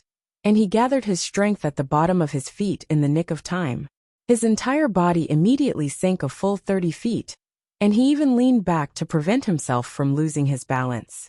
Supreme Cloud, on the other hand, seemed to have suffered an even greater impact. With a loud crash, he was sent flying away. Elder Hay, who seemed to have gained the upper hand, paled instead. He knew that the situation was not right. The other party still had the strength to cause him to lose his balance, so there was no reason for him to be sent flying. It was only logical that everything had been planned by the other party. In that case, he must have had some other plan in mind for him to be sent flying. Once he thought about it, he cried out shrilly, "Stop him!" The three experts who were rushing over from the side watched as Supreme Cloud was about to be severely injured by Elder Hay. Despite being lucky enough to withstand the palm strike, he was still sent flying far away. Everyone's gaze was filled with mixed emotions. F***CK, we've finally arrived at the crucial moment despite our haste. But we've been taken advantage of by this ambiguous old eunuch. If we'd known this earlier, we might as well not have appeared. With that thought in mind, there was a momentary pause. Their movements were unavoidably a step slower. Even when the old eunuch's shrill reminder rang, the three of them still had not reacted. When they regained their chi, they were even slower. As far as the eye could see, Supreme Cloud's figure was sent flying like a cannonball after the palm strike. Wherever he passed, the air was filled with wisps of green smoke. It was obvious that his speed had reached a terrifying level. His destination was the General Woody Shrine. Elder Hay's powerful palm strike that shattered space, coupled with Supreme Cloud's own energy, covered 5,000 feet in the blink of an eye. In the end, he crashed through the wall of the General Woody Shrine with a loud boom. Amidst the smoke and dust, Supreme Cloud's body had disappeared. Elder Hay's body shot forward, leaving a trail of afterimages in the air, as he flew toward the General Woody Shrine with a shrill whistle. The other three men followed closely behind. These three men were truly eccentric. Instead of reflecting on their own failures, they were gloating at Elder Hay's misfortune, thinking, "This old man has been tricked. Ha ha ha." Yin Yang had absorbed Elder Hay's energy by force and borrowed it to fly away. His plan was successful, but his actual cultivation base was still 2 levels lower than Elder Hay's. Although the endless divine art protected his heart meridians and internal organs, he could not help but be shaken by the sudden surge of energy. Yin Yang felt as if his organs were on fire, his mouth and nose were bleeding. He took in a deep breath of energy to make himself fly like a meteor, following the predetermined path, forcefully breaking through the General Woody Shrine and entering. At a glance, he saw that there was a memorial tablet of General Woody's family of 3. Under the memorial tablet, there were 2 skeletons wrapped in yellow cloth. Further ahead was the incense table, where smoke was still rising. Without further ado, Yun Yang shattered the 3 statues with a palm strike, and grabbed the skeleton and the memorial tablets that were wrapped in yellow cloth, keeping them in his spatial ring. He hollered, "The Empire of Zio has fallen. General Woody, come home with me. Our family will be reunited from now on." Before his words echoed in the air, he moved again. This time, he broke through the wall on the other side. Amidst the billowing dust, Yin Yang shot out like a bolt of lightning, like a majestic eagle piercing through the clouds and fog, soaring through the 9 heavens. At the same time, the majestic General Woody Tower, one of Zilong City's landmarks, suddenly tilted to one side. The top of the tower, hundreds of feet tall, fell with a loud crash, following the direction that Yin Yang had come from. It was obvious that Yin Yang's 2 attempts to break through the wall had shaken the tower's foundation. When he broke through the wall for the second time, he had even aimed at the direction that the tower could no longer support itself. After a series of rumbling noises, the sky was filled with dust and smoke that didn't stop for a long time, immediately blocking the line of sight of countless people. Yun Yang, on the other hand, had increased his speed to the maximum. All of his goals for this trip, including the additional ones, had been accomplished. Of course, he wanted to leave now. And when he first rushed out, what maintained him was a kind of grief and indignation that could not be vented, as well as a kind of anger that had been suppressed to the extreme. It had made him want to go on a killing spree, To be presumptuous for once. He knew that it was impulsive, that it was reckless, but he had still gone on a killing spree. Although he knew that it did not match his identity as the Nine Supremes think tank, nor was it something that a wise man would do, he had been overwhelmed by rage and grief. After all, he was only a youth who was not even 20 years old. Halfway through the killing spree, however, Yun Yang's rationality had returned. He immediately felt that what he had done was foolish, that he was merely deceiving himself. At the very least, the Four Seasons Tower's top experts who had targeted Supreme Cloud had been killed by Jun Moyen. That was why he could act so recklessly. On the contrary, Yun Yang asked himself, if the Four Seasons Tower's fifth or sixth heaven experts were still here, would I still dare to be so impulsive? Furthermore, if Jun Moyen had not kept his promise and killed all four of the Four Seasons Tower's leaders, what would he do? It was true that Jun Moyen killing the four men was part of his plan. But what if Jun Moyen did not value the Medallion of Gratitude that much? After all, the person directly involved in the Medallion of Gratitude, Old Dugu, was no longer around. Thinking deeper, Jun Moyen was still from the Empire of Zio. He had helped him out of friendship. So what if the other party did not fulfill his promise and killed him instead? Thinking about it, Yun Yang broke out in sweat, drenching his shirt. It was just that Yun Yang was already in the middle of it then. He had already charged out impulsively. Leaving in such a flustered manner seemed even more foolish. Since he was already foolish and impulsive, he would carry on his impulsiveness to the end. When he caught a glimpse of Shangguan Lingxiu, Yun Yang decided that he would take the opportunity to bring General Wudi's remains back with him. After all, Zio's national fortune had been swept clean by him. The imperial seal's providence was gone, and the national treasure had become an empty shell. From a certain perspective, the Empire of Zio could be considered as a fallen nation. With that, General Shangguan Wudi's vow all those years ago could be considered fulfilled. The difference was similar. How could it be perfect? Therefore, Yun Yang decided to bring Shangguan Wudi's remains back. I've been impulsive, I don't regret it. I've been impulsive to the end, I've been foolish to the end. However, I still have to make some valuable compensation for my impulsiveness, for my foolishness. Suddenly, a gust of wind tore through the air. It was a siege arrow that had been fired from afar. Just as Yun Yang charged out of the thick smoke, the siege arrow was already 30 feet away from him. It was obvious that the person controlling the bow was no ordinary person.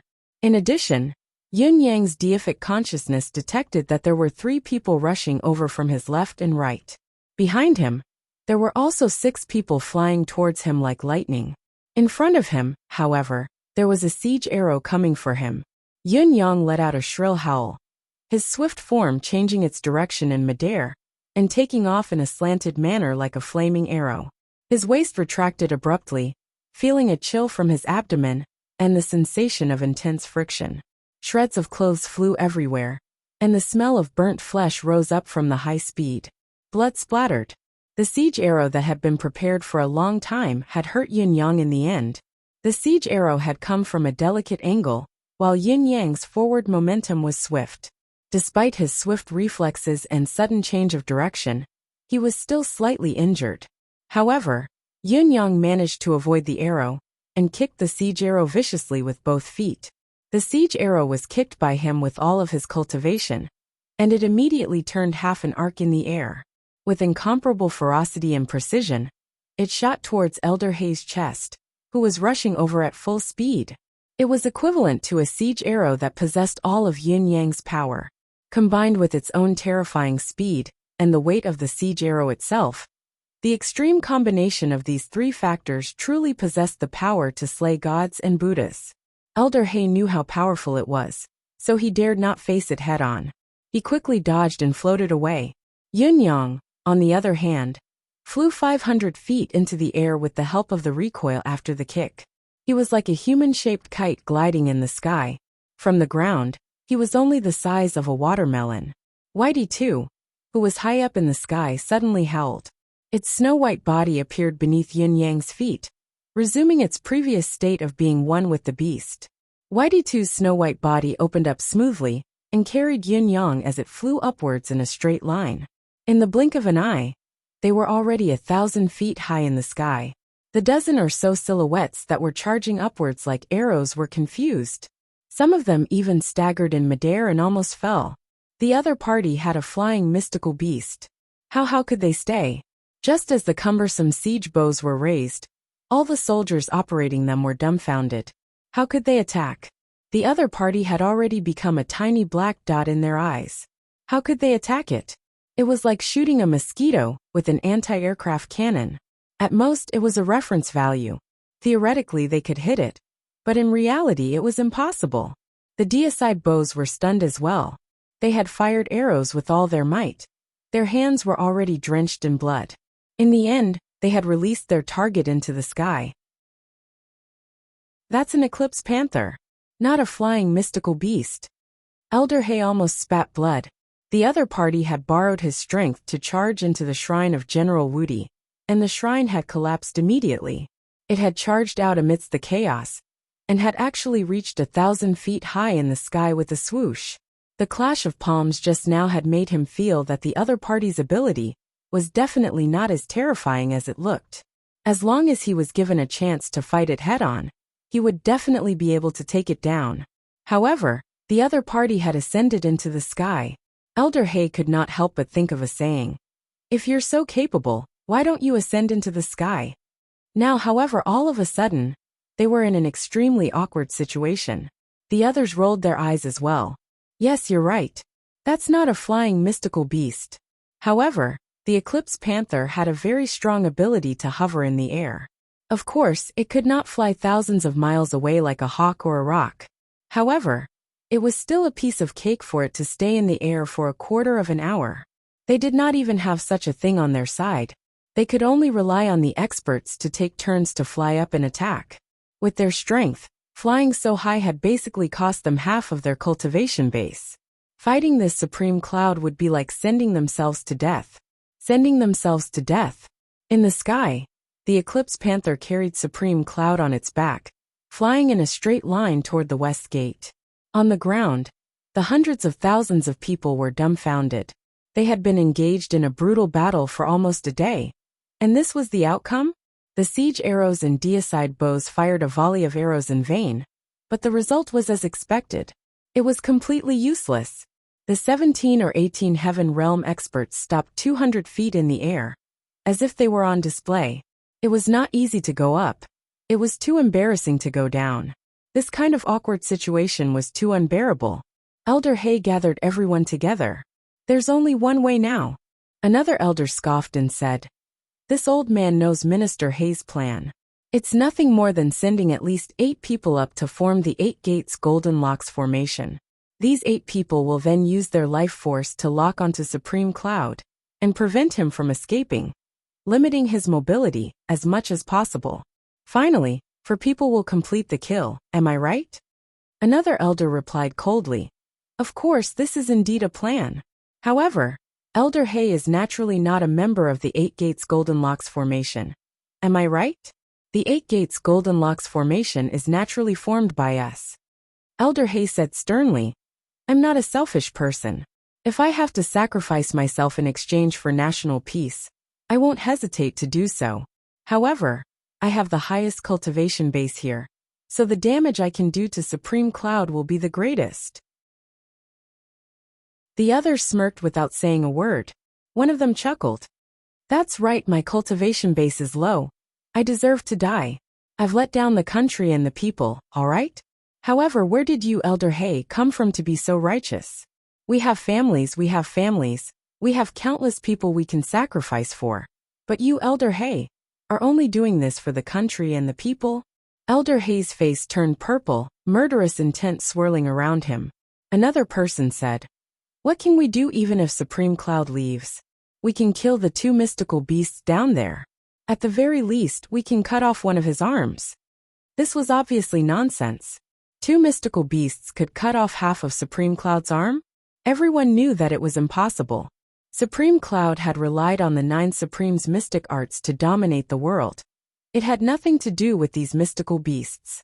In spite of this, the other dozen people agreed with him. "Not bad, not bad. This is a good idea. The 2 mystical beasts are too dangerous. They must be eradicated. Let's go down. The group charged down with high morale. Only Elder Hay was left standing alone in the air. Elder Hay stood there in shock, feeling that the sky above his head had turned black. Below, the two mystical beasts were fighting valiantly in the midst of countless people. The deicide arrows and siege bolts that could not harm Yun-Yang were lethal to them. Now they were covered in wounds. Yun-Yang was in the sky, riding Whitey 3. With a glint in his eyes, he wanted to charge down. Based on the current situation, Yun-Yang realized that he could leave unscathed. As long as Whitey 3 flew at a low altitude and turned invisible in his pocket, he would land and turn the bear and snake into miniature versions before soaring into the sky. With Whitey 3 on his back, he could still ascend to his current height in the blink of an eye. Then he could leave. Just as he was about to descend, he suddenly felt alarmed. A sense of extreme danger rose within him, sending chills down his spine. Yun-Yang urged Whitey 3 to advance at full speed while he leaped up at the same time. His reflexes were already considered top-notch in the world. He had already made evasive maneuvers as soon as he had a premonition. However, it was still too late. He did not want to write this chapter. There would be flaws in writing a character like this, making it seem imperfect. Still, he wrote it. It was impossible for a character to be flawless. Yun-Yang was human too. He would be sad, impulsive, calculative, and hysterical at times. He was finally coming to an end at this point. This was Yun-Yang's flaw. Sometimes, when he had been repressed for too long, he would explode and act impulsively. He was not flawless. He did not know if all of you would like it. Chapter 435. Just as Yun-Yang and Whitey 2 merged again, and were about to leave Zilong City at their highest speed, Yun-Yang's tensed heart finally relaxed a little. He could finally relax. The experts on the other side were behind him. Once Whitey 2 had unleashed its maximum speed, no one in Zilong City could catch up to it. Furthermore, there was still Shangguan Lingxia's troops lying in ambush outside Zilong City. The outcome was a foregone conclusion. However, just as Yun-Yang let his guard down, a sudden change occurred. From somewhere on the ground, a ray of sword light soared into the sky, flying towards the sky like a thunderbolt. The sword light alone was already hundreds of feet long, and had already locked onto Yun-Yang, not allowing him any room to escape. The speed of the sword light had exceeded the limits of Yun-Yang's imagination. It was already beneath his feet in a flash. In the next moment, it was Whitey 3 who shrieked first. Whitey 3, who had been in a state of vigilance and protection, had leaped forward in a desperate attempt to protect its master when it saw the ambush, using its own body to block the fatal blow for Yun-Yang. Yun-Yang was alerted by the thought. Just as he sprung up, the divine edge in his hand once again. Before he could move, the sword light grew even brighter. The tip of the sword was aimed right at his back, where it would be fatal. In spite of this, Yun-Yang could only see blood splattering all over the place. Both of Whitey 3's legs had been severed, blood gushing out of them. It was trembling from the pain. The severity of its injuries was unprecedented. Ever since the Whitey had acknowledged Yun-Yang as their master, everything had been smooth sailing. They had never been so severely injured. Yun-Yang's heart ached for them. Yun-Yang howled and swung his saber like lightning. At this moment he no longer cared about the consequences. The first 3 forms and 6 styles of the divine edge were executed instinctively. Merciless blade, merciless Tao, saber laic, life and death in a thought, inverted river of blood, reincarnation under saber. The first 3 forms of the divine edge were unleashed at the same time. This was a treatment that even Venerable Lord Ice had not received the other day. For a moment, the entire sky within 1,000 feet radius was filled with saber light. The sword light was the first to unleash its power. At this moment, its sword path was at its peak. It fearlessly met the attack head-on, and clashed with the blade of divine will. Immediately after, it let out a surprised snort. Then, another beam of white light suddenly shot out, ignoring the ingenuity of the blade of divine will. It forcefully broke through the blade light, formed by the convergence of the 3 moves of the blade of divine will, and directly attacked. Yun-Yang held his saber with both hands and blocked with all his might. Immediately, He felt that the other party's strength was so strong that it could topple mountains and overturn seas. There was no way he could defend against it. Yin Yang grunted. Not only did blood spurt from his mouth, but he was also flung backward, hundreds of feet away from the impact. His heart was overwhelmed with shock. This person's cultivation was terrifyingly high. It was at this moment that the heavily injured Whitey 3 launched a counterattack. It opened its mouth with all its might, spitting out wind blades while the ball of light in its mouth was formed and shot out with a boom. The person was also thrown several feet back by the combined attack of the blade of divine will. However, this person was truly remarkable. With a long howl, he spat out his foul breath, and with a flash of his sword light, he was about to continue his pursuit. However, Whitey 3's ball of light was already in front of him. He was someone who knew his stuff, so he dared not be careless. His sword was ready, and he blocked the attack with all his might. The head-on collision caused a loud boom. The person was in midair after all, so he was hit head-on by the powerful force. Boundless energy exploded, and he was sent flying 1,000 feet away without any leverage. On the other side, Whitey 2's attack had arrived as well. Whitey 2's vision was momentarily obstructed when it was under Yin Yang, so it was even slower when it realized that it was ambushed and Whitey 3 was severely injured. However, Whitey 2 was not injured. The ball of light that it had condensed was a highly condensed condensation of its lifetime strength. Its power was unstoppable, even more powerful than Whitey 3's counterattack. Seeing that the deadly light ball was about to hit him again, the man had no choice but to block it again. Although it still didn't cause any damage, he had already retreated more than 3,000 feet. His image in midair was exactly like a shuttlecock, being kicked away again and again. This feeling made the newcomer fly into a rage. If he had been on the ground, these two attacks would not have affected him at all. However, they had pushed him thousands of feet away, even though he was high up in the air. Furthermore, the mystical chi that he had accumulated earlier had been completely depleted after he had dealt with the lethal ball of light twice. He had to descend for a breather, and could only watch Yin Yang leave. Despite his rapid descent, he could only watch as Yin Yang left. Despite the person's rapid descent, his eyes were still locked in the direction where Yin Yang had left. It was obvious that once he landed, he would chase after Yin Yang once he had time to catch his breath. He already knew that the reason Yin Yang could stay in midair for such a long time was because of the two little mystical beasts. However, one of them was already severely injured and could no longer do anything. Although there was still one left, Yin Yang's ability was mediocre. He did not believe that Yin Yang could escape from him. Unexpectedly, at this delicate juncture, just as his body was about to land on top of the tallest building in Zilong City, and was about to land on the ground once more, the Niello bear went berserk. A deafening roar rang out. Not far from where he had landed, the Niello bear began to go berserk. It let out a roar that sounded like despair towards the sky. Its gigantic body, which was hundreds of feet tall, expanded once more. With a ferocious stance, it slapped its gigantic paws that were the size of two small houses in all directions.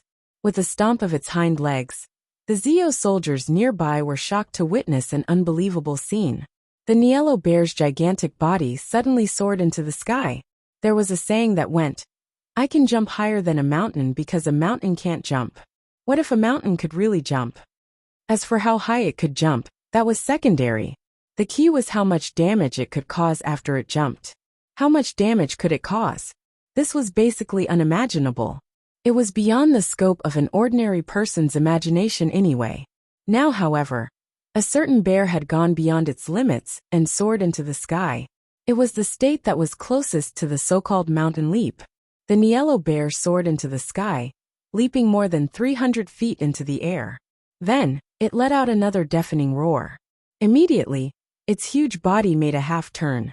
All of a sudden, it threw the Moir python, which had already returned to its wrist, away. It was flung towards Yin Yang's direction.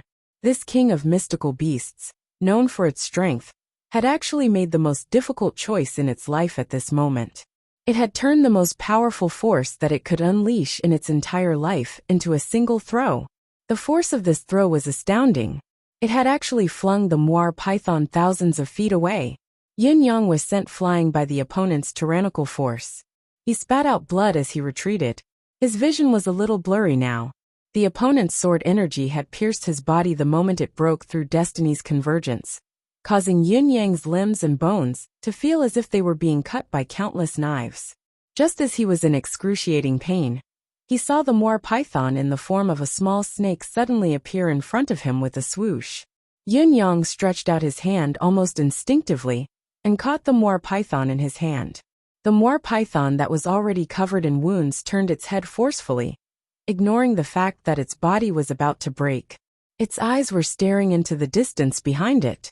2 drops of tears formed in the snake's eyes that had always been cold and rolled down quietly. Roar!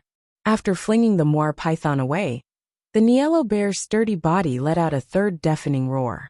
This roar made Yin Yang's heart skip a beat. This was because the roar was filled with the intention of parting, filling the sky. Yin Yang focused his gaze to observe the situation. He saw the Niello bear's massive body make a forceful turn as its rising momentum came to an end, crashing into the building where the swordsman was about to land with an unstoppable force like the weight of a mountain. The swordsman was about to land, the tip of his feet almost touching the tiles, but the entire building suddenly disappeared. Not a single tile was left. The swordsman's original plan had been foiled. Not only did he miss his footing, but he was also affected by the negative effect of using the wrong amount of force. He fell like a kite with a broken string. When she landed, she fell into an incomparably sturdy embrace. The Niello bear roared savagely and hugged the person in its embrace with all its might.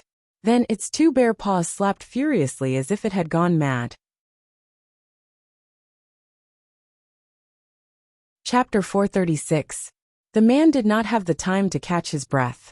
His mystical chi was exhausted, and at the delicate moment when he was out of breath, he was held tightly by the Niello bear.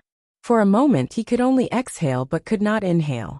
With a few cracking sounds, 3 of his bones were broken by the Niello bear. This was the result of the Niello bear's inability to break through his mystical chi, and the fact that his cultivation base was profound, and his protective mystical chi was strong. However, with this contact, the man finally managed to catch his breath. As he spat out a mouthful of blood, he let out a loud cry. His long sword glowed brilliantly once again, and the invincible sword light and sword energy were unleashed by the swordsman in an extremely violent manner. In that instant, he had truly used every bit of strength in his body. Every bit, and every drop of his strength was unleashed.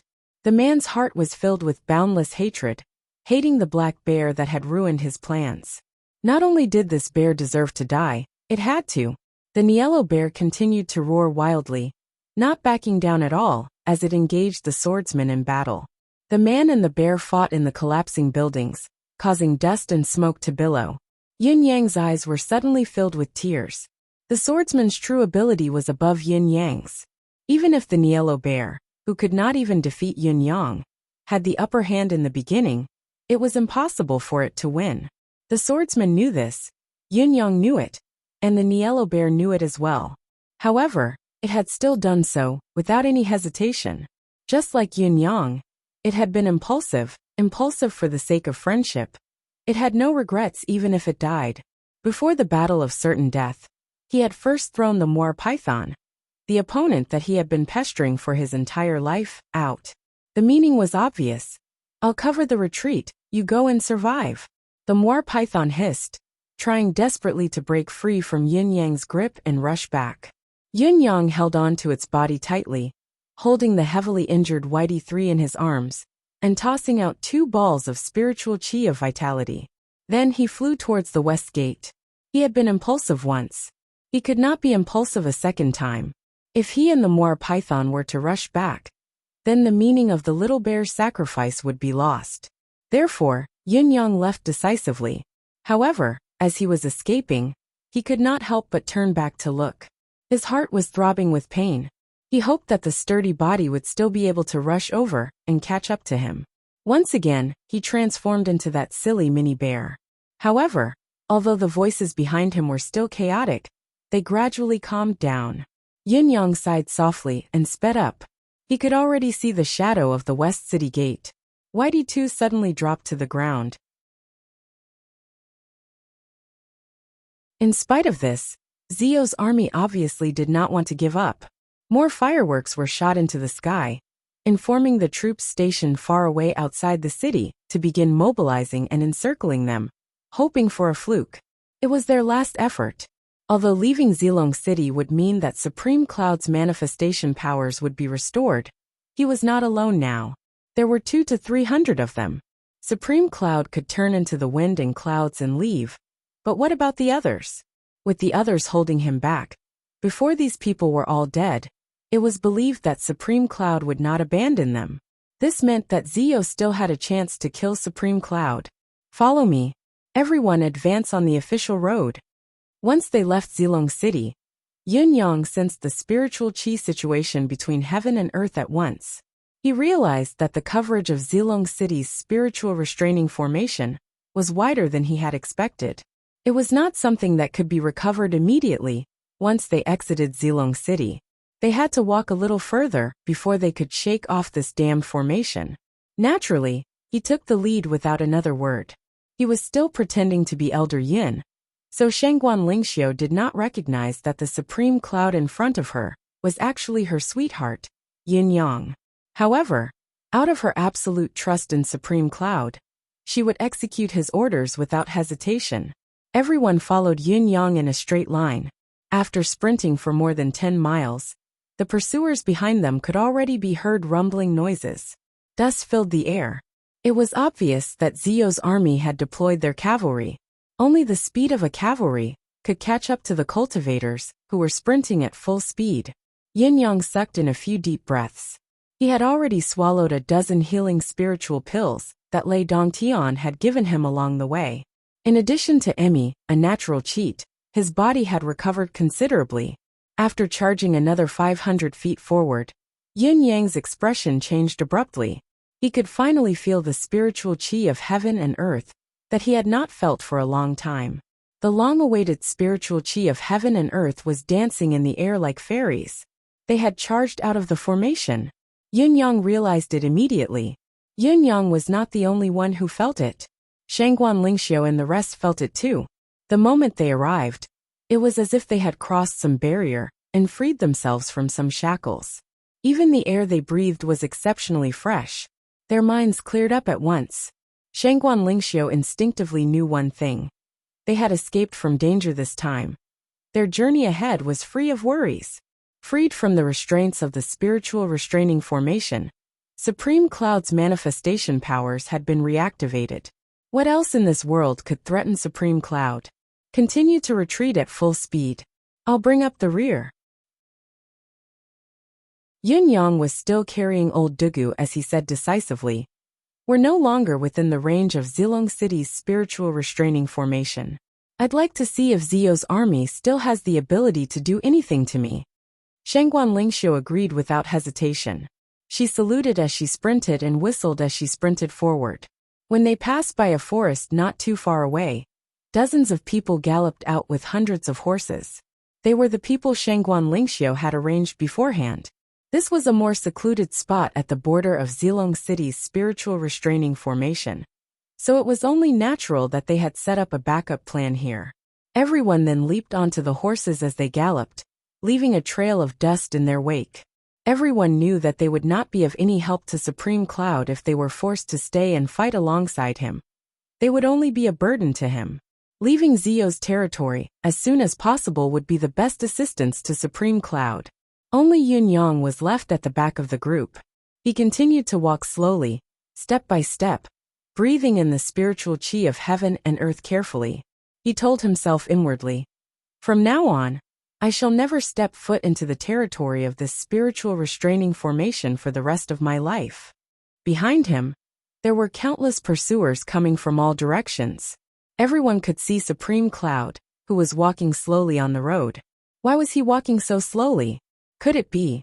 Under the watchful eyes of the crowd, Supreme Cloud took a step forward, one leg disappearing from sight. He then turned around slowly, and as he did so, his body vanished as well. Only a head was left on the spot, its eyes still staring coldly at the army that had surrounded them. Then, even the head was gone, leaving only a pair of eyes. Then the eyes were gone as well. Supreme Cloud's body had vanished into thin air. Everyone who witnessed this scene felt their scalps go numb. Yes, they were out of the designated area now. Supreme Cloud's powers had all returned. Did this mean that Supreme Cloud's manifestation powers were about to wreak havoc?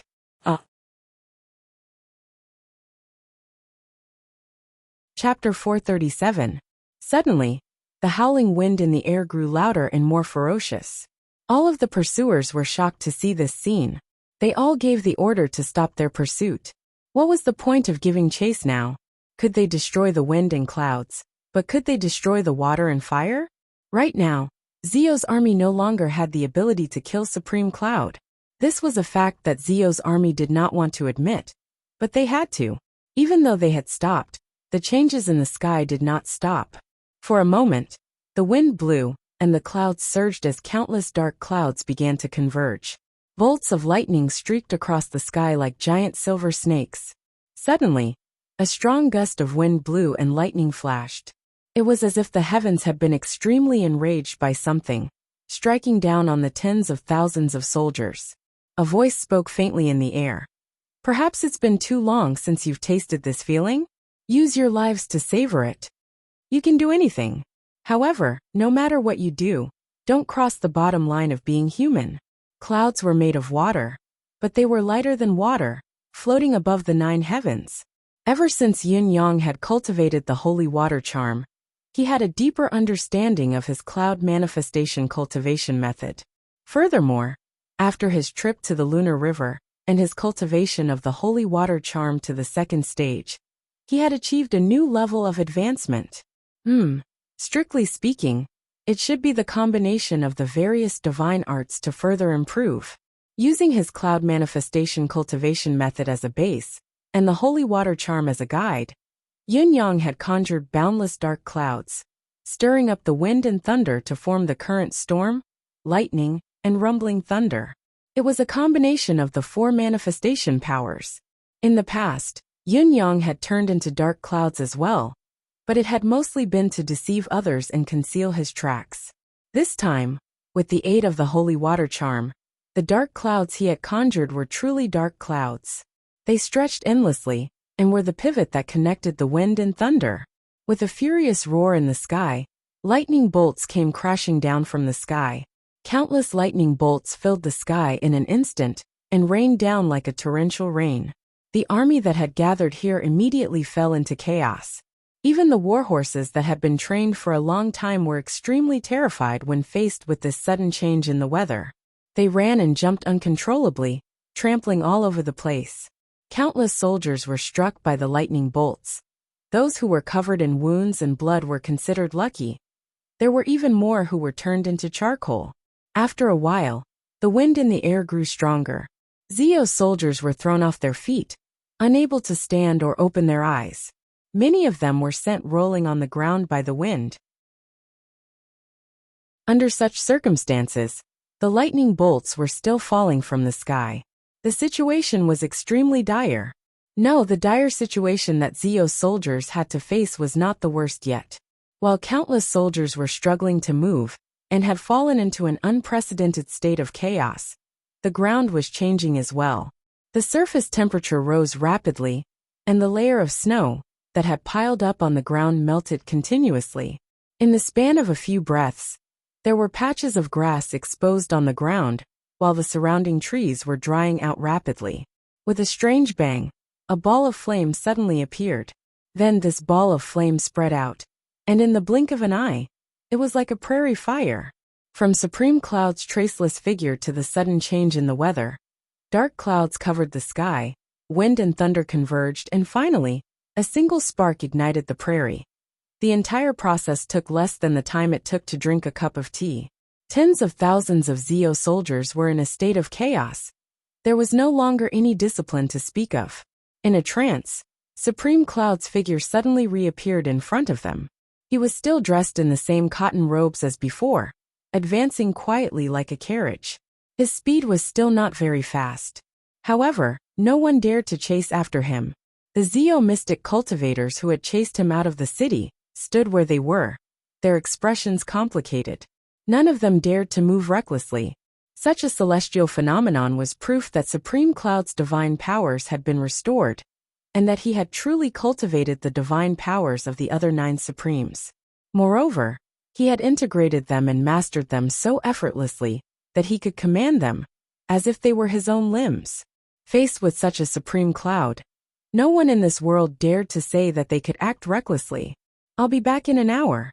A cold voice that was filled with boundless cruelty came from afar. "I hope that by then, there'll be someone here who can talk to me. I believe that all of you know what I want." Before his words echoed in the air, Supreme Cloud disappeared once more. However, everyone stood rooted to the ground, dumbstruck, as if they had lost their minds. Countless people were thinking, "What does he want? What does his last sentence mean? What do we know? What does he believe in us? Supreme Cloud, this devil, what is he talking about?" In spite of this, some of the quick-witted generals were alarmed and sent the news back without stopping. The news was too important. If Supreme Cloud came later and could not give an answer, the consequences would be unimaginable. The chaos just now was only a warning from Supreme Cloud. He had yet to unleash his full strength, and was not relentless in his pursuit of death. In that case, what he wanted was even more important. The generals were already terrified. If he could not produce it when the time came, the consequences would be unimaginable. Zilong City was in an unprecedented state of chaos, as if it had gone through a calamity. The battle had almost destroyed half of Zilong City. Everywhere was a scene of devastation and debris. The devastation of the situation was almost unbearable. It was the end of the world. Supreme Cloud had entered the city and caused so much destruction in this battle. Furthermore, this was under the premise that Supreme Cloud was not in his best condition and had not used the powers he was adept in. If Supreme Cloud were to seek revenge, would the situation be even worse? Supreme Cloud, the brainchild of the 9 Supremes, was truly a devil, a demon that brought disaster to the world. The people in the city and the pursuing troops outside the city came to the same conclusion. Perhaps Supreme Cloud Yun Yang had used his actions to prove the evaluation of Zio's people and everyone else in the world other than Yutong's people. Devil, the empire of Zio's emperor, was standing at the highest point of Zilong City's building, looking down at the ruins around him wordlessly. He could not help closing his eyes slowly as he looked at the blood and minced flesh that stretched for dozens of miles. All he could hear were innumerable moans of agony. At this moment, the emperor of Zio, who had once been praised by Yun Yang as a great strategist, felt waves of helplessness.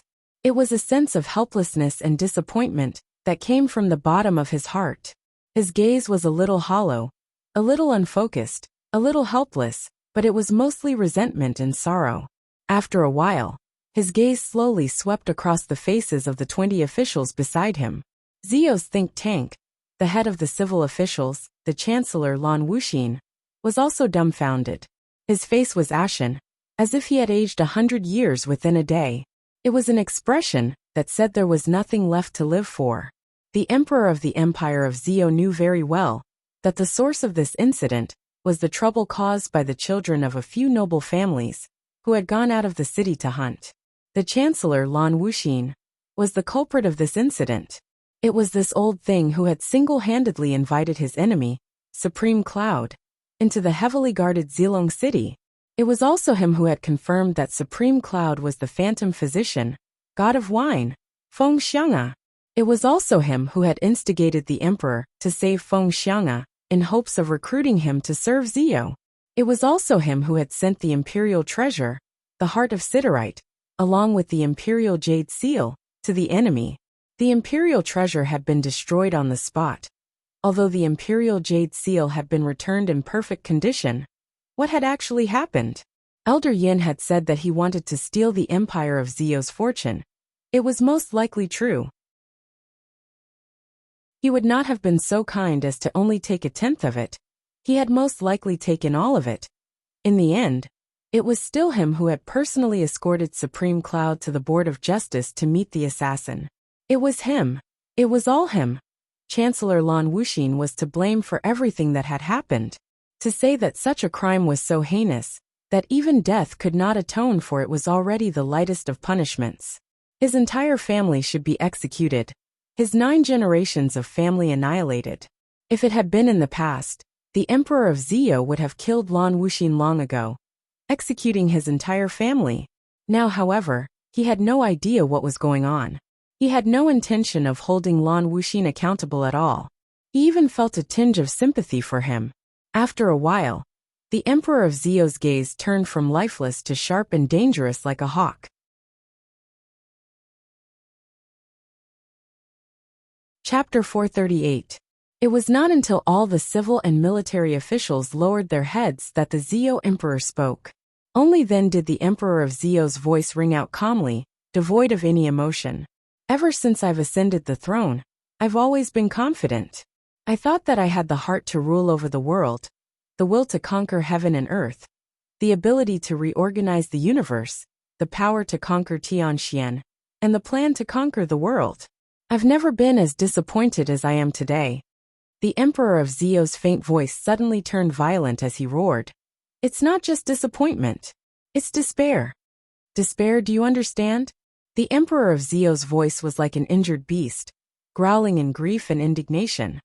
For so many years, I've always thought that I'm not inferior to the empire of Yutong's emperor, Yu Peiza. I might even surpass him. I even despise him for not being able to conquer the world despite having such strong support from the 9 supremes. If the 9 supremes were in Ziyou, I would have conquered Tianxian a long time ago. Before this, I've always thought so. I've always thought that God is unfair. Why did the 9 heavens domain land in Yutong back then? Why didn't it land in Ziyou? But today, I know that I've been wrong. Gravely wrong. The Emperor of Ziyou's voice was slightly shaky. He took in a deep breath to steady his voice and resumed his calm tone. Today, I've seen the difference. The entire Zilong city has been emptied of its citizens, and a dragnet has been set up. There's also a spiritual restraining formation that specifically targets the 9 supremes' powers. Yet, it can't hold back a supreme cloud who's not fully capable. The Emperor of Ziyou asked in anguish, "Let me ask all of you, does Ziyou really not have the ability to hold back Supreme Cloud?" His gaze swept across each and every one of them as he asked in a heavy tone. "Even if we, Zilong City, mustering all of Ziyou's combat power, can't we really take down a Supreme Cloud like this? A 1,000,000-strong army, the heart of the empire, the spiritual restraining formation, the dragnet." His voice became heavier and heavier. "Can't you even trap one person to death? Can't you capture him or capture him? What's more, this person would have to jump out brazenly and start a head-on battle, fighting one against many, fighting one against 10,000. Can we let him escape? Can't hold him back." All the ministers' faces were ashen as they lowered their heads, but no one dared to say a word of explanation. Luckily, no one is trying to quibble and come up with all sorts of reasons to say that there are various reasons why Supreme Cloud was able to break out of the encirclement. At least all of you have some dignity left. Not bad, not bad. We are all people with pride. Haha. I refuse to believe this result. But today, it has been proven that we can't hold him back. I didn't manage to make him stay. Under the siege of the 1,000,000-strong army and the encirclement of Ziyou's top-notch experts, the enemy managed to escape unscathed. You come and go as you please. You're free and at ease, as if you've entered an uninhabited realm. Just now, I really felt humiliated just now. But now, I am very clear in my heart. What is there to be humiliated? Isn't it a foreseeable possibility? This is what I should do. We should have known and foreseen it from the beginning. If Supreme Cloud couldn't leave and couldn't escape unscathed, it would be the strangest thing in the world if we captured him instead. That would be God being blind. The Emperor of Ziyou hollered like a thunderclap. Hearing the Emperor of Ziyou's words, all the officials subconsciously shuddered, guessing why His Majesty would be so enraged. Everyone was shaken to the core. Still, no one dared to speak. No matter what they said now, it would be futile. I've always thought that the empire of Ziyou's military power was the best in the world, that the sharpness of our army was unparalleled. We had all the conditions to unite the world. But due to Yutong's superior geographical location, and the fact that we've produced so many talented generals, we haven't been able to expand our territory. Even when we've exhausted our forces every year, attacked every year, and returned empty-handed every year, the time has yet to come. Heaven can't always be watching over Yutong, can't always have good generals. I've always thought that the Empire of Zio has many noble families. Their martial prowess is formidable. Their thousands of years of heritage is the Empire's foundation, the Empire's strong support. But the truth has proven me wrong. I've taken it for granted. That's not the Empire's foundation. It's not the Empire's strong support. It's only the power of each of your noble families. It's only your foundation. I've always thought that my ability wouldn't pale in comparison to Yutong's Emperor Yupeza. But today's reality has made me realize that compared to him, I'm still far behind. I've always thought that as long as Supreme Cloud enters the city, he'll be a bird in a cage, a fish in a net, a prisoner. But the truth has shown me that I've been wrong again. I've always thought that the Empire of Zio is our homeland, that we should work together to protect it. But the truth has proven me wrong. This is still my wishful thinking. This empire belongs to me alone. It has nothing to do with all of you. It's beneficial to have it, but there's no harm in losing it. There's nothing to be concerned about. The Emperor of Zio's voice grew colder and more sinister. The Empire of Zio has the King of Spears, the King of Swords, the King of Sabers, the King of Staff, the King of Spears, the King of Whips, the King of Fists, and the King of Hidden Weapons. Renowned martial artists, legends of mystical cultivators. The Empire of Zio has 10 kings who dominate the world, dominating Tianxian. The Empire of Zio actually has the King of Swords, the King of Sabers, the King of Fists, and the King of Fists. So many mighty names. What domineering nicknames. They make me feel so King awesome. I'm honored. The Emperor of Zio was the only one who cursed for the first time in his life in a tone that was filled with uncontrollable rage and hatred. It was vulgar. It was undisguised and unpretentious. The Empire of Zio doesn't have these kings and saints. Even if there were, there would only be 1 or 2 at most. Each person had 2 people, but the Empire of Zio has at least dozens of them, hundreds of them, thousands of them. With such a formidable martial force, why can't we become the world's hegemon? The reason is simple, it's all of you. The Emperor of Zio stood up, his fingers trembling as he pointed at them one by one, his gaze filled with resentment. You, and you. Do you know Lan Wuxin is the most guilty in this matter? But I haven't punished him until now. Why? Why do you think it is? Because no matter how wrong Lan Wuxin was, his heart and his original intention were all for the Empire's good. He was loyal to the Empire, without a shred of ulterior motives. He had contributed all of his family's combat power in this ambush of Supreme Cloud. Of course, he had the mentality to make up for his mistakes, but he did his best. He was the only one who did it, without holding anything back. On the other hand, what about all of you? Where have all the kings and saints under you gone to? Is there anyone who came to help? I'm really muddle-headed. Wasn't there still a King of Swords? It wasn't that there wasn't anyone who came to help, but that King of Swords died like an idiot. What kind of help was that? Did he come out to make a fool of himself? And then there was the Saint of Swords. He appeared at the last moment and acted. For the first time, there was someone who could injure Supreme Cloud severely. But it was too late. What the F***ck were they doing earlier? Why couldn't they have acted earlier? It was such a good opportunity, even I could see it clearly. The Emperor of Zio roared. There are still many top experts and super cultivators who haven't shown their faces yet. None of them have appeared. All of the Empire of Zio's top-notch combat power has been gathered by your families and shelved. Even when the Empire's survival was at stake, you would never have brought them out. Even when you saw Supreme Cloud strutting around and mocking Zio, even when you saw Supreme Cloud leaving unscathed, you still wouldn't have brought them out. Because this Supreme Cloud is very strong. If you had brought out your secret top-notch combat power, they might have been in danger. They might have died. Once those experts died, it would be your family's combat power that would be affected, your family's overall capability would be affected. Is that so? Even if the empire of Zio were to fall, as long as your families still have these forces, they can still do as they please in the new dynasty, exchanging for riches and glory. Their rights will not be reduced. Is that so? All of you can still live happily. Even if the empire of Zio were to fall, all of you wouldn't have to die except for me.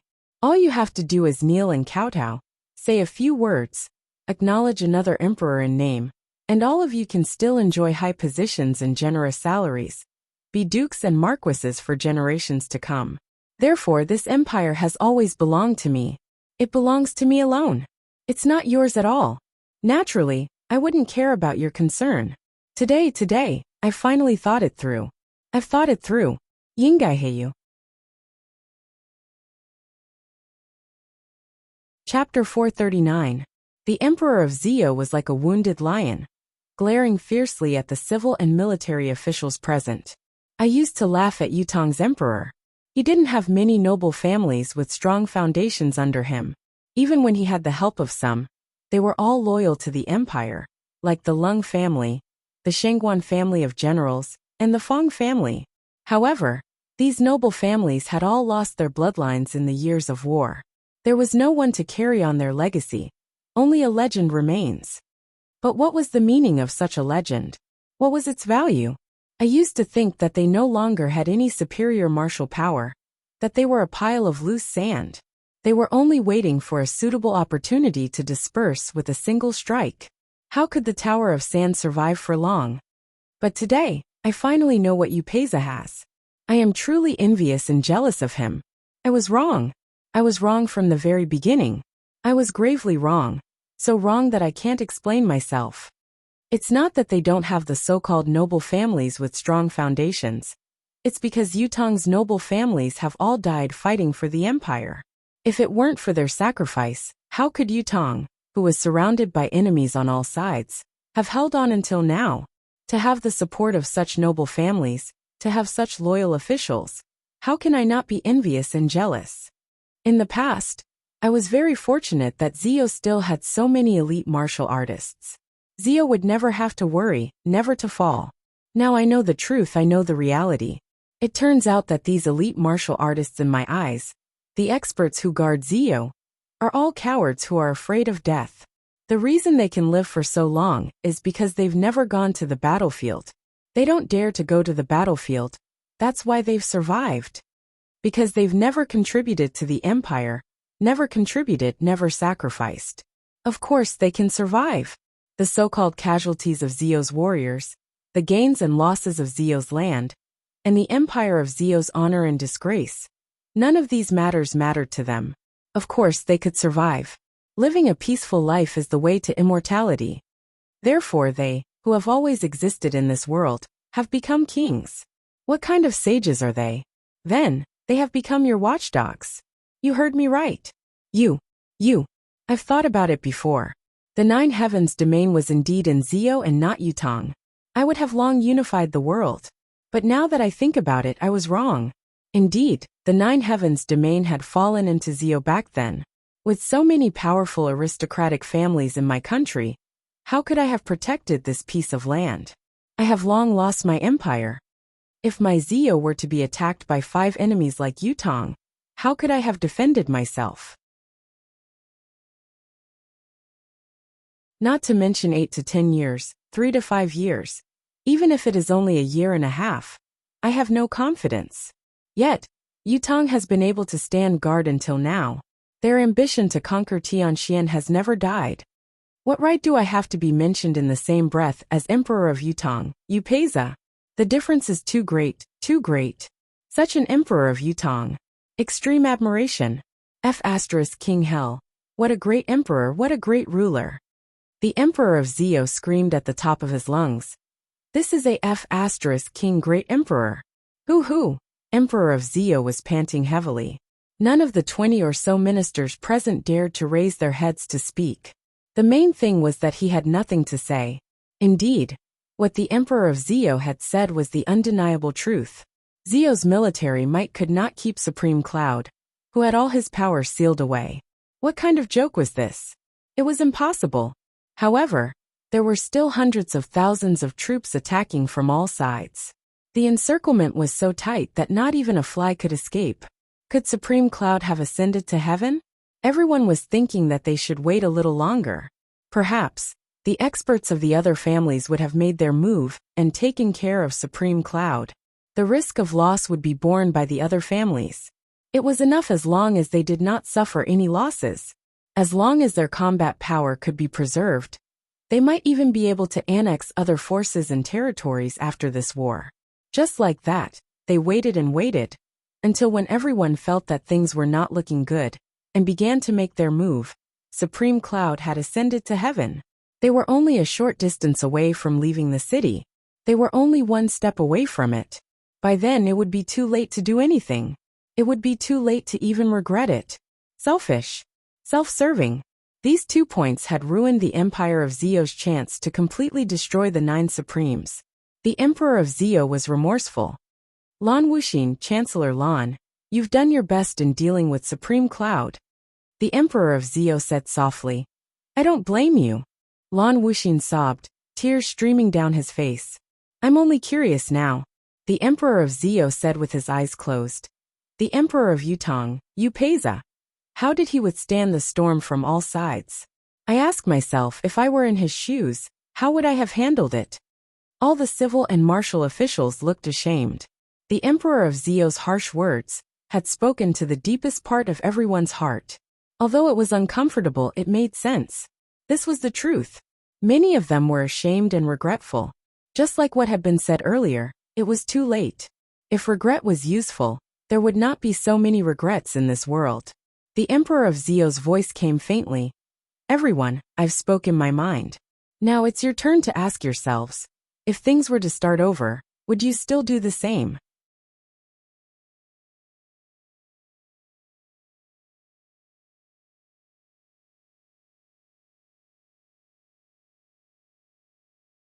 Chapter 440.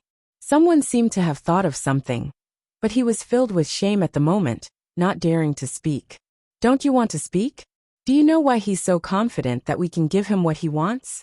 The Emperor of Zio asked again. Still no one spoke. Forget it. There's no need for you to break the mystery. I know. The Emperor of Zio said tiredly. I know what he wants. The officials were silent. The room was so quiet that a pin drop could be heard. Supreme Cloud hopes that there's someone he can talk to. The Emperor of Zio breathed in tiredness, his gaze deep. I think that no one in the entire Empire of Zio is more qualified to talk to Supreme Cloud than I am. At least to Supreme Cloud, that's the case. Therefore, I've decided to go personally.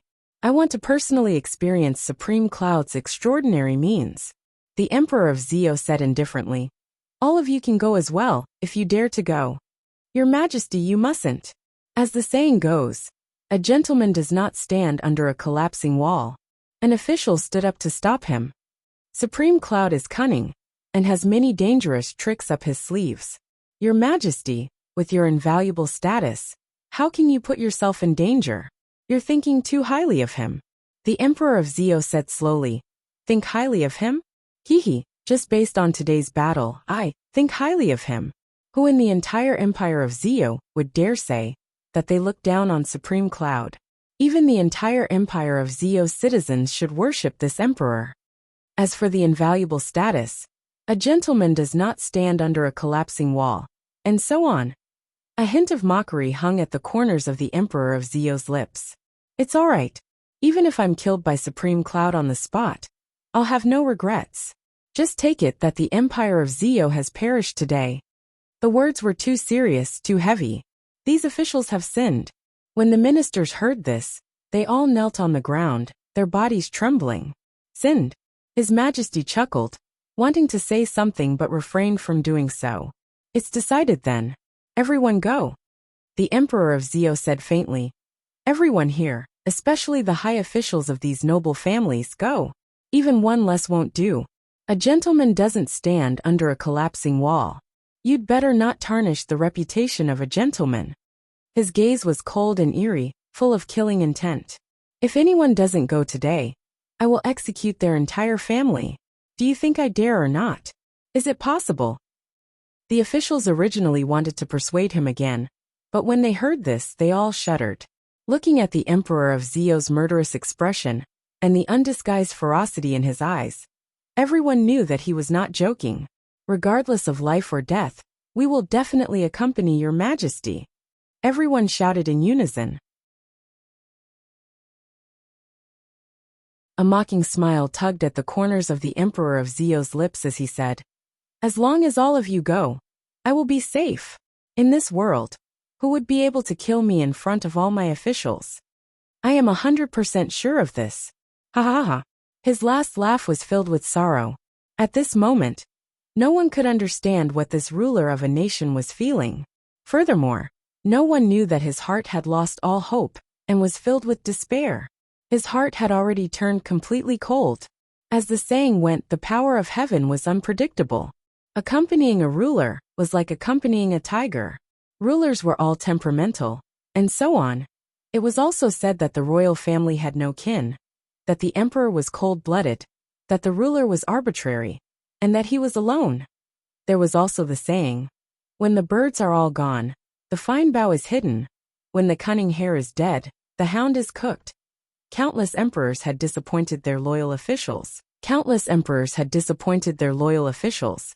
And countless emperors had alienated their officials. In spite of this, the Emperor of Zio could guarantee that throughout the history of all the emperors, there was probably no one who had felt as hopeless and chilled as he was right now. Disheartened. What would an ordinary person do when his heart was chilled? What would a wealthy person do when his heart was chilled? What would a loyal official and good general do when his heart was chilled? There seemed to be people who had studied all of these before, because there were many similar cases in history books or life experiences. However, if an emperor's heart was chilled, what would he do? What would he do? No one seemed to have any experience or research on this, right? He let out a self-deprecating laugh and walked out of the room. The officials were speechless and they followed suit. Everyone was thinking about how they could salvage what had happened today. What should I do? No one could imagine what the current emperor of Zio could or would do. For this emperor, there was no such thing as daring or shouldn't.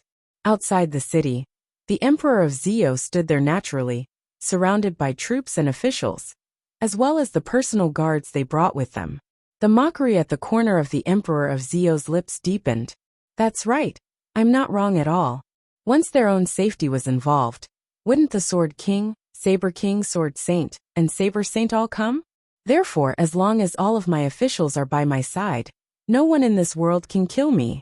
However, this reality made the emperor feel even more bitterly disappointed. What my ministers care about the most is still their own lives, their own clans, and their own personal interests. What country, mountains and rivers, common people, dominating the world, that's my business. This is my own business. The Emperor of Zio stood on a high spot, facing the wind as he gazed into the distance.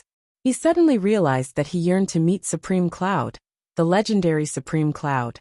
To Zio, to any nation other than Yutong, Supreme Cloud was an unmistakable devil. In spite of this, he was Yutong's hero. What he had done was worthy of the word hero. Now, the Emperor of Zio thought that not only was Supreme Cloud a hero of Yutong, but his actions were also heroic in the eyes of any nation, even if it was an enemy. Tens of thousands of people were gathered together, but it was silent. Flags fluttered in the wind, looking like a neat army with a majestic military aura. Such a grand scene was waiting for the arrival of one person, Yutong's Supreme Cloud. The Supreme Cloud who had almost turned the entire Zilong city into ruins. Supreme Cloud had yet to come. An hour had passed. 2 hours had passed. A long time had passed since the promised time. The person who was supposed to come did not come. Your Majesty, let's go back. Supreme Cloud must have fled far away long ago. The so-called meeting is just a feint to attack the heart. A minister stepped forward and said, Absolutely not. The Emperor of Zio said confidently.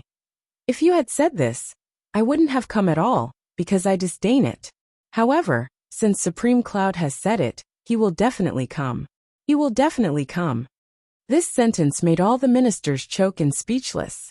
What did he mean by you wouldn't come if we said it? Disdain it to come. Did you believe Supreme Cloud's words just like that?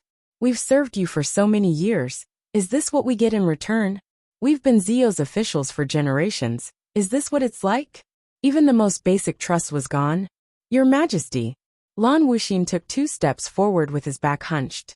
Ever since Supreme Cloud's incident broke out, Lan Wuxin had never straightened his back.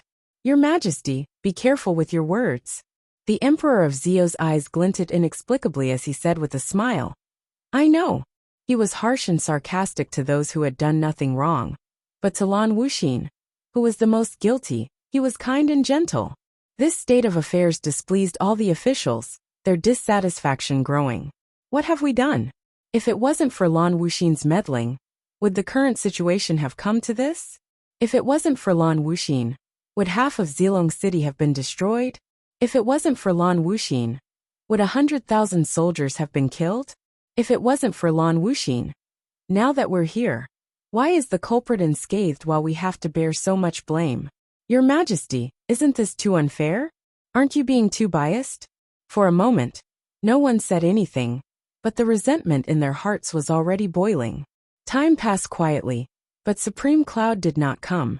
Just as everyone was about to lose their patience, someone suddenly cried out. What is that? Everyone turned to look at the same time, their expressions changing abruptly.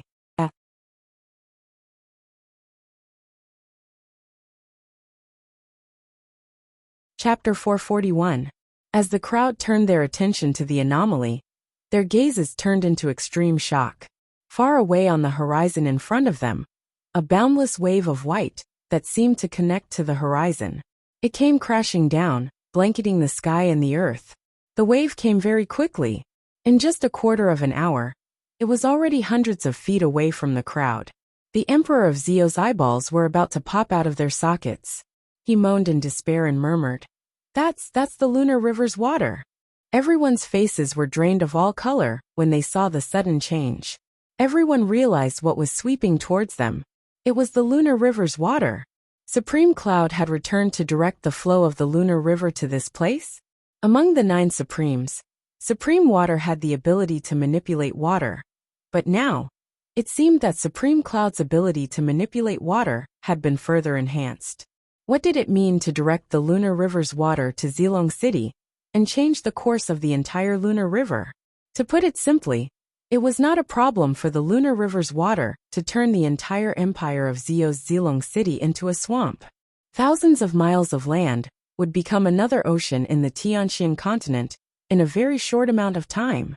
At this moment, everyone could not help but feel a surge of heartfelt regret. This Supreme Cloud was a lunatic, a complete lunatic. A madman who did not care about reputation, morality, or the safety of the common people. He wanted to drown the empire of Zio for such a trivial matter. Hundreds of millions of lives? Do you still have any humanity left? Why did we provoke such a madman previously? Before this madman's insanity was only limited to the battlefield. He would only intervene when we attacked his country. Now, however, this series of actions, kidnapping his family, setting traps, and other despicable tactics, had caused Supreme Cloud to explode completely. He no longer cared about worldly ethics, no longer cared about the common people, and no longer cared about the lives that would be lost. To achieve his goal, he would go to extreme lengths.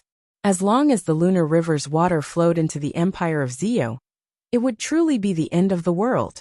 At the very least, among the hundreds of millions of people within the empire of Zio's 10,000 miles of territory, other than a limited number of ace cultivators who could escape, the rest would not be spared. As for the empire of Zio, it would vanish from Tianxian continent's map in an extremely short amount of time, be it today or tomorrow. The Emperor of Zio's lips trembled violently, unable to contain his emotions. He watched as the billowing white waves drew closer and closer until they were almost right in front of him. But he did not move. No matter how hard the guards and officials tried to pull and persuade him, the Emperor just stood there blankly, watching the lunar river approach him in despair. As the Emperor, if he did not leave, the other officials could not abandon the Emperor and run for their lives. At this time, Those who were the first to retreat would be convicted of treason, and there would be no room for redemption. The officials could only accompany the Emperor of Zio, as they watched the tide surging over from afar.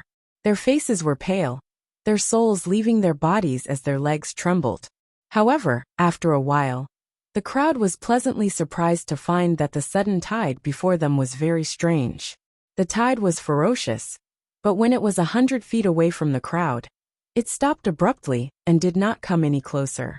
The tide was rising higher and higher, and the flow of the water increased as well, but it only continued to pile up in front of it, not moving a single step forward.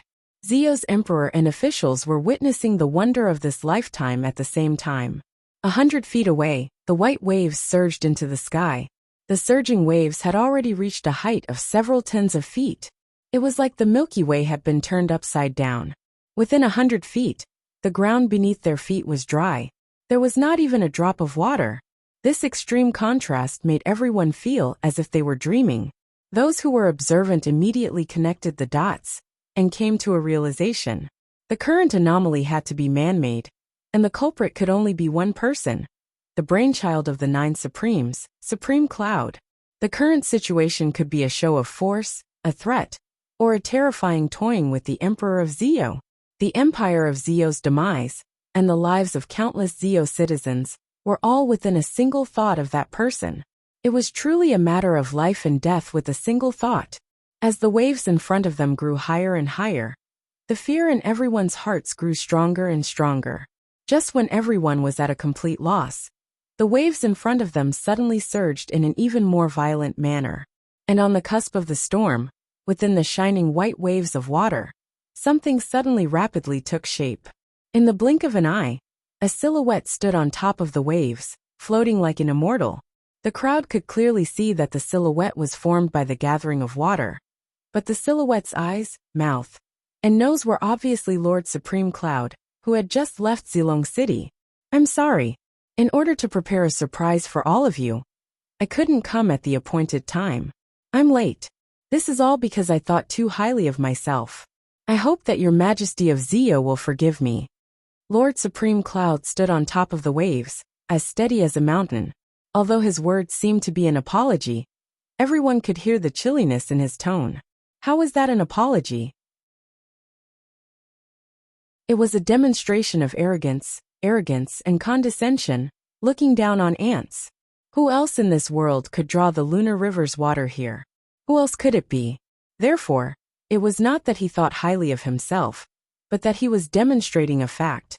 A fact. That Supreme Cloud had the ability to destroy Zio with a flip of his palm. The Emperor of Zio took a deep breath. Ignoring the civil and military officials and guards who tried to stop him, he took 3 steps forward alone and said with his head raised, "Lord Supreme Cloud lives up to his reputation indeed. Such a technique is truly a creation of heaven and earth, never before seen in this world since the beginning of time. I'm utterly impressed. No, I should say that I'm utterly impressed." A glimmer of surprise flashed across Yin Yang's eyes as he said faintly, "The Emperor of Zio is actually here. I didn't expect to see you again. Although this reputed one had said earlier that I hoped to have someone to talk to, I didn't expect your Majesty to come personally. You have given me face indeed. Thank you, your Majesty." The Emperor of Zio chuckled humorlessly. Supreme Cloud's prestige is unparalleled in the mystical heaven, unique in the universe. Since Supreme Cloud is here, and has spoken up to invite me, of course I have to come personally and meet with Lord Supreme Cloud. I didn't know that it was Supreme Cloud who had come earlier. It was my fault. Yun Yang nodded and said, "Your Majesty's magnanimity is truly admirable. You are indeed the ruler of the world, the ruler of Zio." The Emperor of Zio smiled. "Lord Supreme Cloud, you flatter me." Yun Yang said leisurely, "Since ancient times, heroes have been born in troubled times. This saying has never changed, even after millions of years. However, there's another saying that may not have been recorded in history, but to me, it makes sense as well. That is, a wise ruler is born in troubled times." Yin Yang's voice was laced with the vicissitudes of life. Only when the heroes rise together can heroes be seen, and there must be a wise ruler to restrain and lead these heroes. Only then can they achieve the great cause of the ages, and achieve the unparalleled ambition. Regardless of who wins or loses in this world hegemony war. The world hegemony war in this chaotic world must be fought between the wise and wise monarchs. Only then would they be able to create a legendary war that will be passed down through the ages. Only such a war is qualified to leave a mark in the history books. Yunyang said sincerely, "Your Majesty is such a great ruler. As a ruler, His Majesty's actions are worthy of being called a wise ruler." The Emperor of Zhou smiled faintly and said, "How do I compare to Yutong's Upeza?" He was at an extreme disadvantage under the towering tide, but he was still talking and laughing. Even his expression and gaze did not change. He was not at a disadvantage at all. His arms were behind his back, his gaze was disdainful. He still had the demeanor of a ruler. A glimmer of admiration flashed in Yun Yang's eyes as he said, "Compared to Yutong's emperor, I have no comment on who is superior. There is only one point. Perhaps your Majesty's lofty ambitions and grand aspirations are not any weaker than our king's, but your control over your own country is clearly inferior." The Emperor of Zhou sighed softly and said with a smile, "Is it only the control over the country's forces? Is that all?" Yunyang thought about it seriously and said, "That's really all. After all, His Majesty's and my Emperor's methods are different in terms of controlling the hearts of the people. His Majesty's method is to stabilize the hearts of the people with the balance of benefits, while my Emperor's method is to befriend them through friendship. At least this is a clear distinction. Of course, both methods have their advantages and disadvantages. It's hard to say which is superior." The Emperor of Zhou said, "I'd like to hear the details."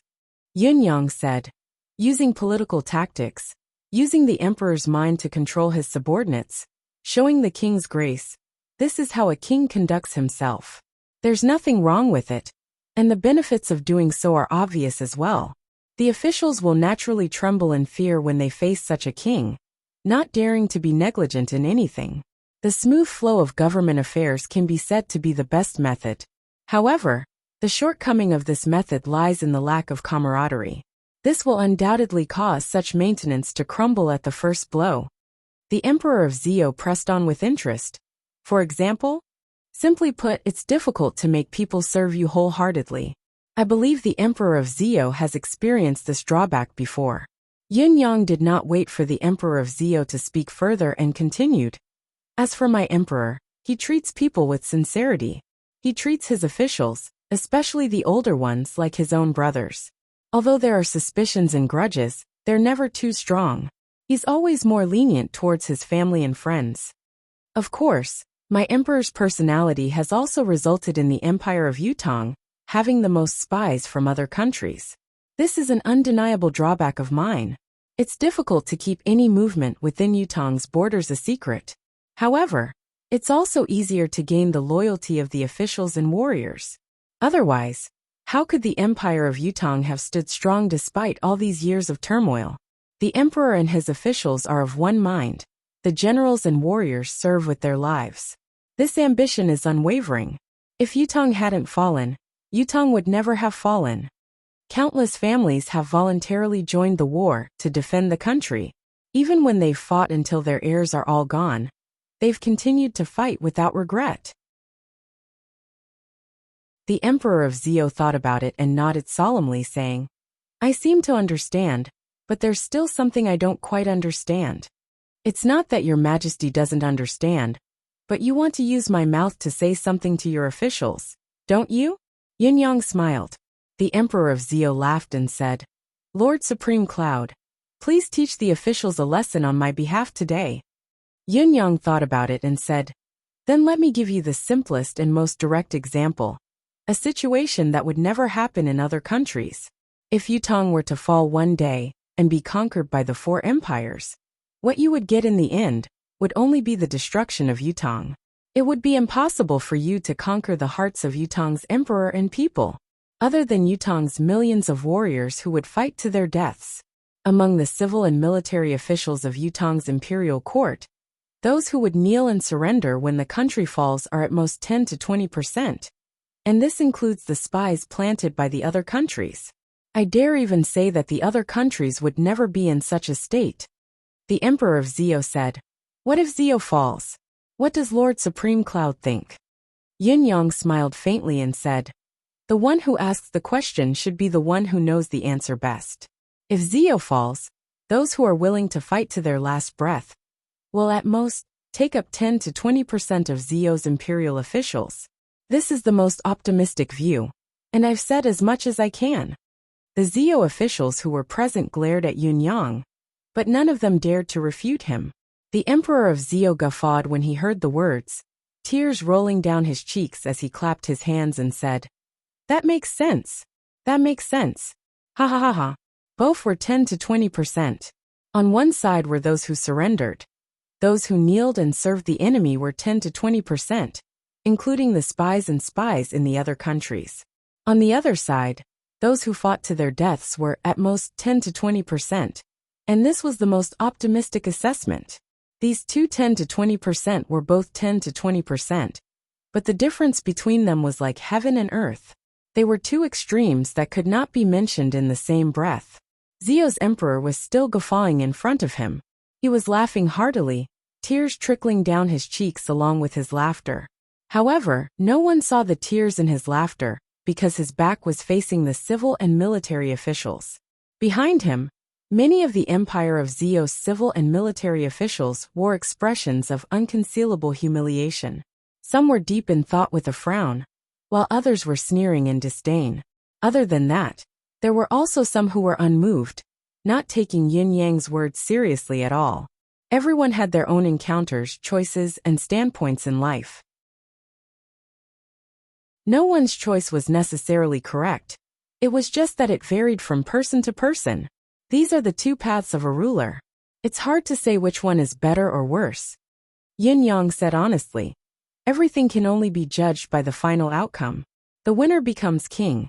The loser becomes a thief. The winner becomes king. The loser becomes a thief. After talking to you today, I have no regrets in this life." The Emperor of Zio said seriously, "However, I can say this here. As long as I'm on the throne, Zio will not fall." He spoke these words resolutely and decisively, and it was filled with an indisputable feeling. His words jolted the countless Zio officials behind him into a jolt of vigor. For a moment, all of Zio's officials felt their spines straighten again. Even with the threat of the nation's destruction before them, they were no longer as fearful. Yin Yang said faintly, "Perhaps." He did not say that the Empire of Zio would fall as long as he released his control over the flood today. It would be useless no matter what oath you swore. At most, you would be drowned in the flood first. That would fulfill your oath. Zio would only fall after your death. The Emperor of Zio sucked in a deep breath, suppressing all the emotions that had just surged within him. He said with a smile, "Lord Supreme Cloud has said before that he wants someone who is qualified to speak to him. I wonder if I'm qualified to speak to you?" Yin Yang could not help but chuckle.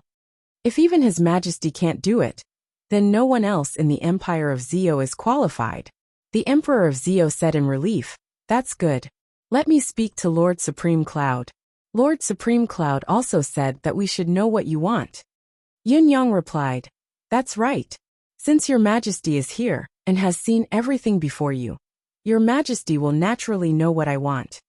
The Emperor of Zio smiled faintly and waved his hand, saying, "Bring the Niello bear that died in Zilong City here in one piece." Once Yin Yang heard the word "died in battle," he shut his eyes abruptly. Died in battle? Before this, Yin Yang still held on to the slightest hope. Even if Blackie was on the brink of death, even if he was forcefully suppressed and subdued by Zio's experts, even if his mystical beast foundation was destroyed, and he was reduced to the most common black bear, it would be fine as long as he was still alive. However, the answer that he was most unwilling to face, the cruelest reality, had finally been laid bare before his eyes. That naive little bear, that sturdy little bear that followed him step by step, had died in battle? The little bear that had followed him for a few days, and had yet to enjoy the benefits of being his follower, had died in battle? On his wrist, a small green snake that had recovered its health suddenly lowered its head and hid in its coiled body. 2 drops of tears condensed from spiritual chi soaked Yin Yang's wrist. Yun Yang could clearly feel the little snake's body trembling slightly. The crowd far away parted to the left and right. Hundreds of people were carrying a huge body over with thick wooden sticks. It was the little bear. The little bear's body was no longer whole. Not only had its chest and abdomen been sliced open, its limbs had also been chopped off and placed on its body. Its head was littered with sword wounds, and many of them were still oozing blood and brain matter. There was no longer any breath left in it. It was an unusually thorough death, even worse than old Dugu. The team carried the little bear over slowly and brought it to the front of the flood. Yun Yang lowered his head slowly, looking down at the little bear's carcass. His expression was blank, but his eyes were burning with rage. The small snake that was coiled around his wrist shot out with a swoosh. In the blink of an eye, the small snake turned into a moor python that was as thick as an arm and pounced on the little bear. The moor python trembled and hissed as it slithered around the little bear, calling out anxiously. Even the moor python's cry had a faint whine to it. It sounded like the cries of a little bear. Obviously, the moor python hoped to awaken the yellow bear that was no longer breathing. Yun Yang slowly closed his eyes and opened them again. A ball of water slowly flowed up the little bear's body, washing every part of it clean. The countless wounds on the carcass were slowly healing at a speed visible to the naked eye. It was a miracle created by the combination of Yin Yang's holy water charm, endless divine art, and Emmy's air of vitality. Of course, more importantly, the yellow bear had just died not long ago. As the king of mystical beasts, its physical body was still full of vitality. That was how the wounds had healed. After a while, even the little bear's limbs had been untied back to their original positions. It looked very clean, as if it had just fallen asleep. Yun Yang took another deep breath and enveloped the little bear's body with his deific consciousness. On one hand, it was to check if there were any wounds that had yet to be healed. On the other hand, he was still holding on to the slightest bit of hope.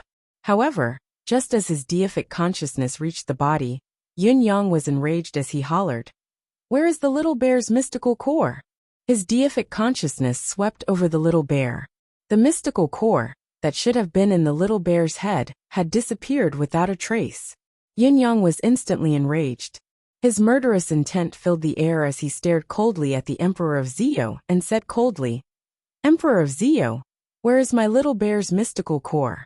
I hope that you can send it to me immediately. This is my pet, and also my warrior. I hope that my warriors will be able to be buried in one piece and rest in peace. The same goes for the body, and the same goes for the inner core. Send it to me."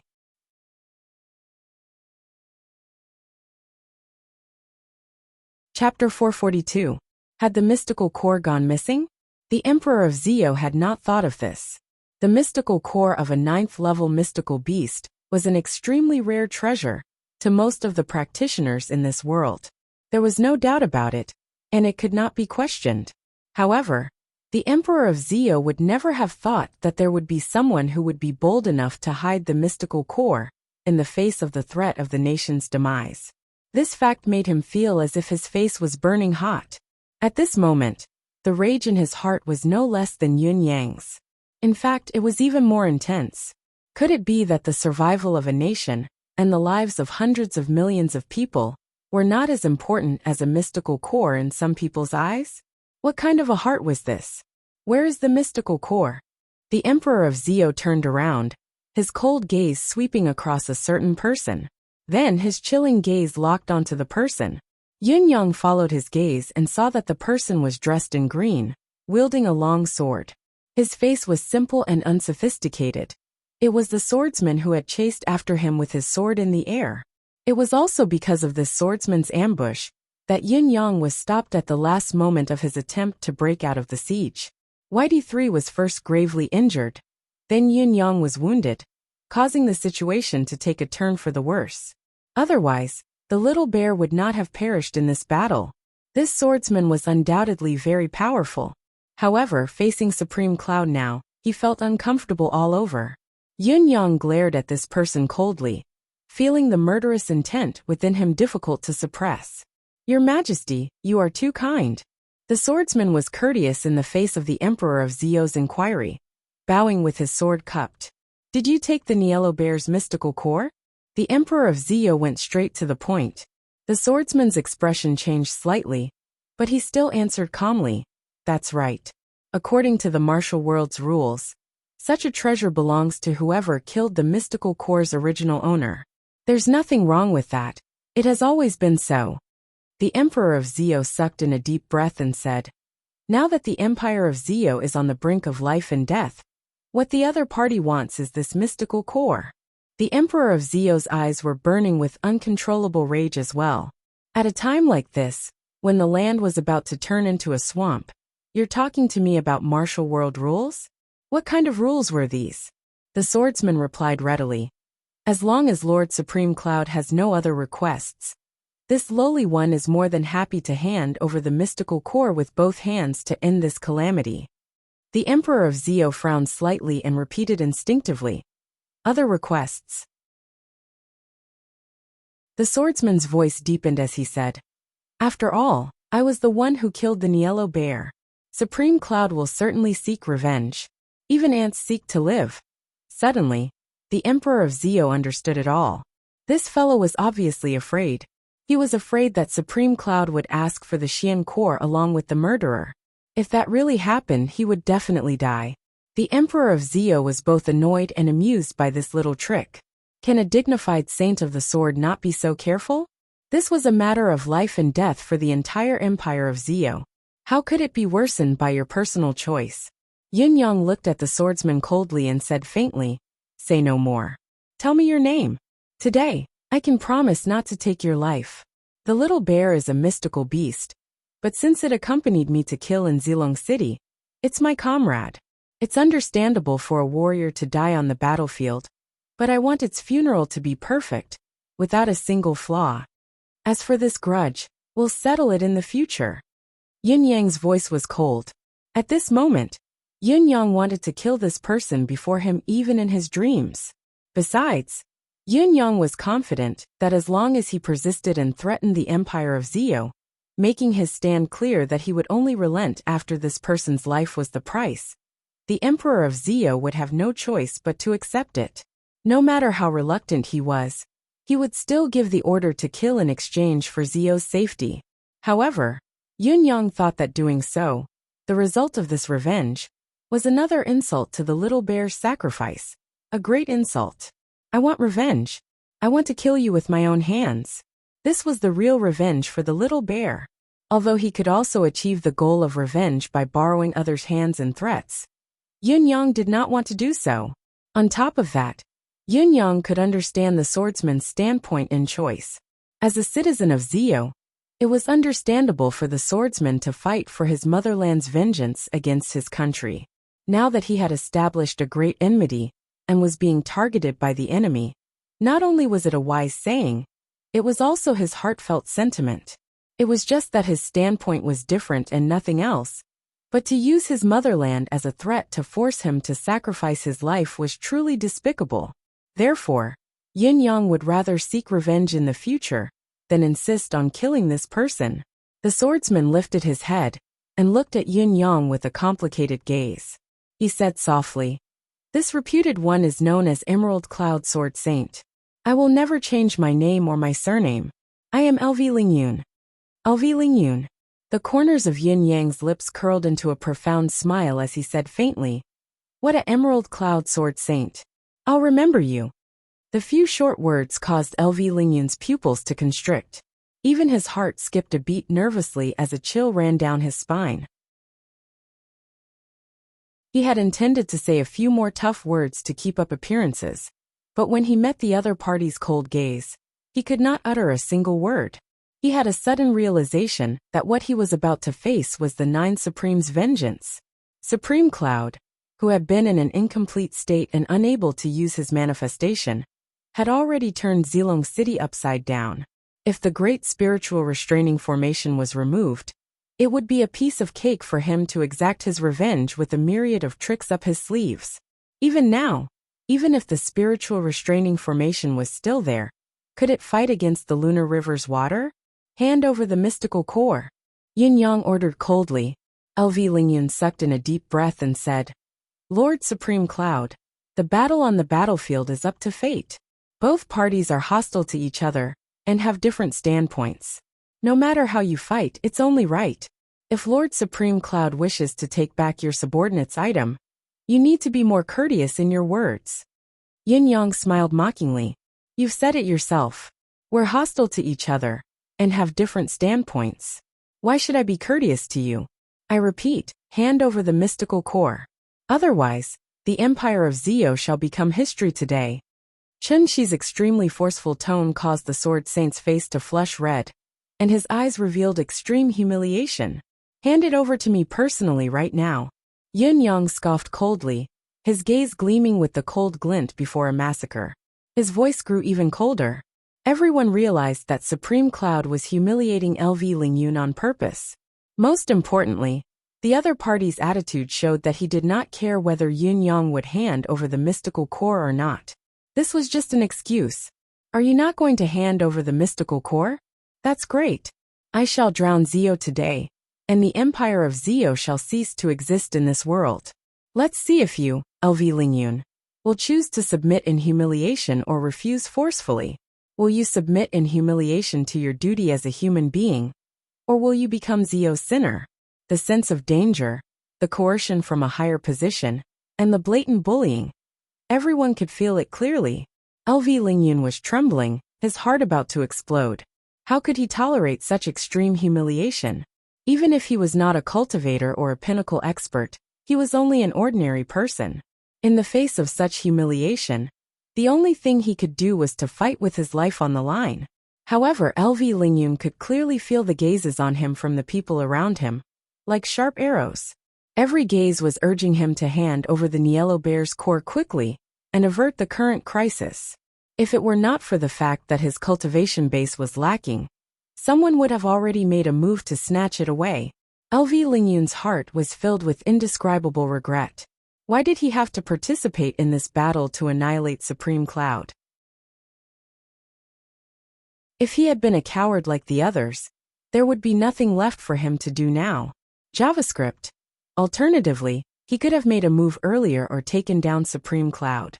Even if he did not win, dying in Supreme Cloud's hands would have been a clean slate. Not only would he have to endure this humiliation, he would also have to provoke a powerful enemy that he could not rival. From now on, he would have to live in fear and trepidation every single day and night. LV Lingyun's intestines were swollen with regret. You're tuning in to the Li Mei's Sword of Destiny YouTube channel. We're so grateful for your support, and don't forget to subscribe to join us on this incredible journey through captivating stories. Your generosity through donations truly makes a world of difference, as it's the primary source of revenue that allows me to expand and enhance this channel for you. Thank you from the bottom of my heart for being a part of this adventure.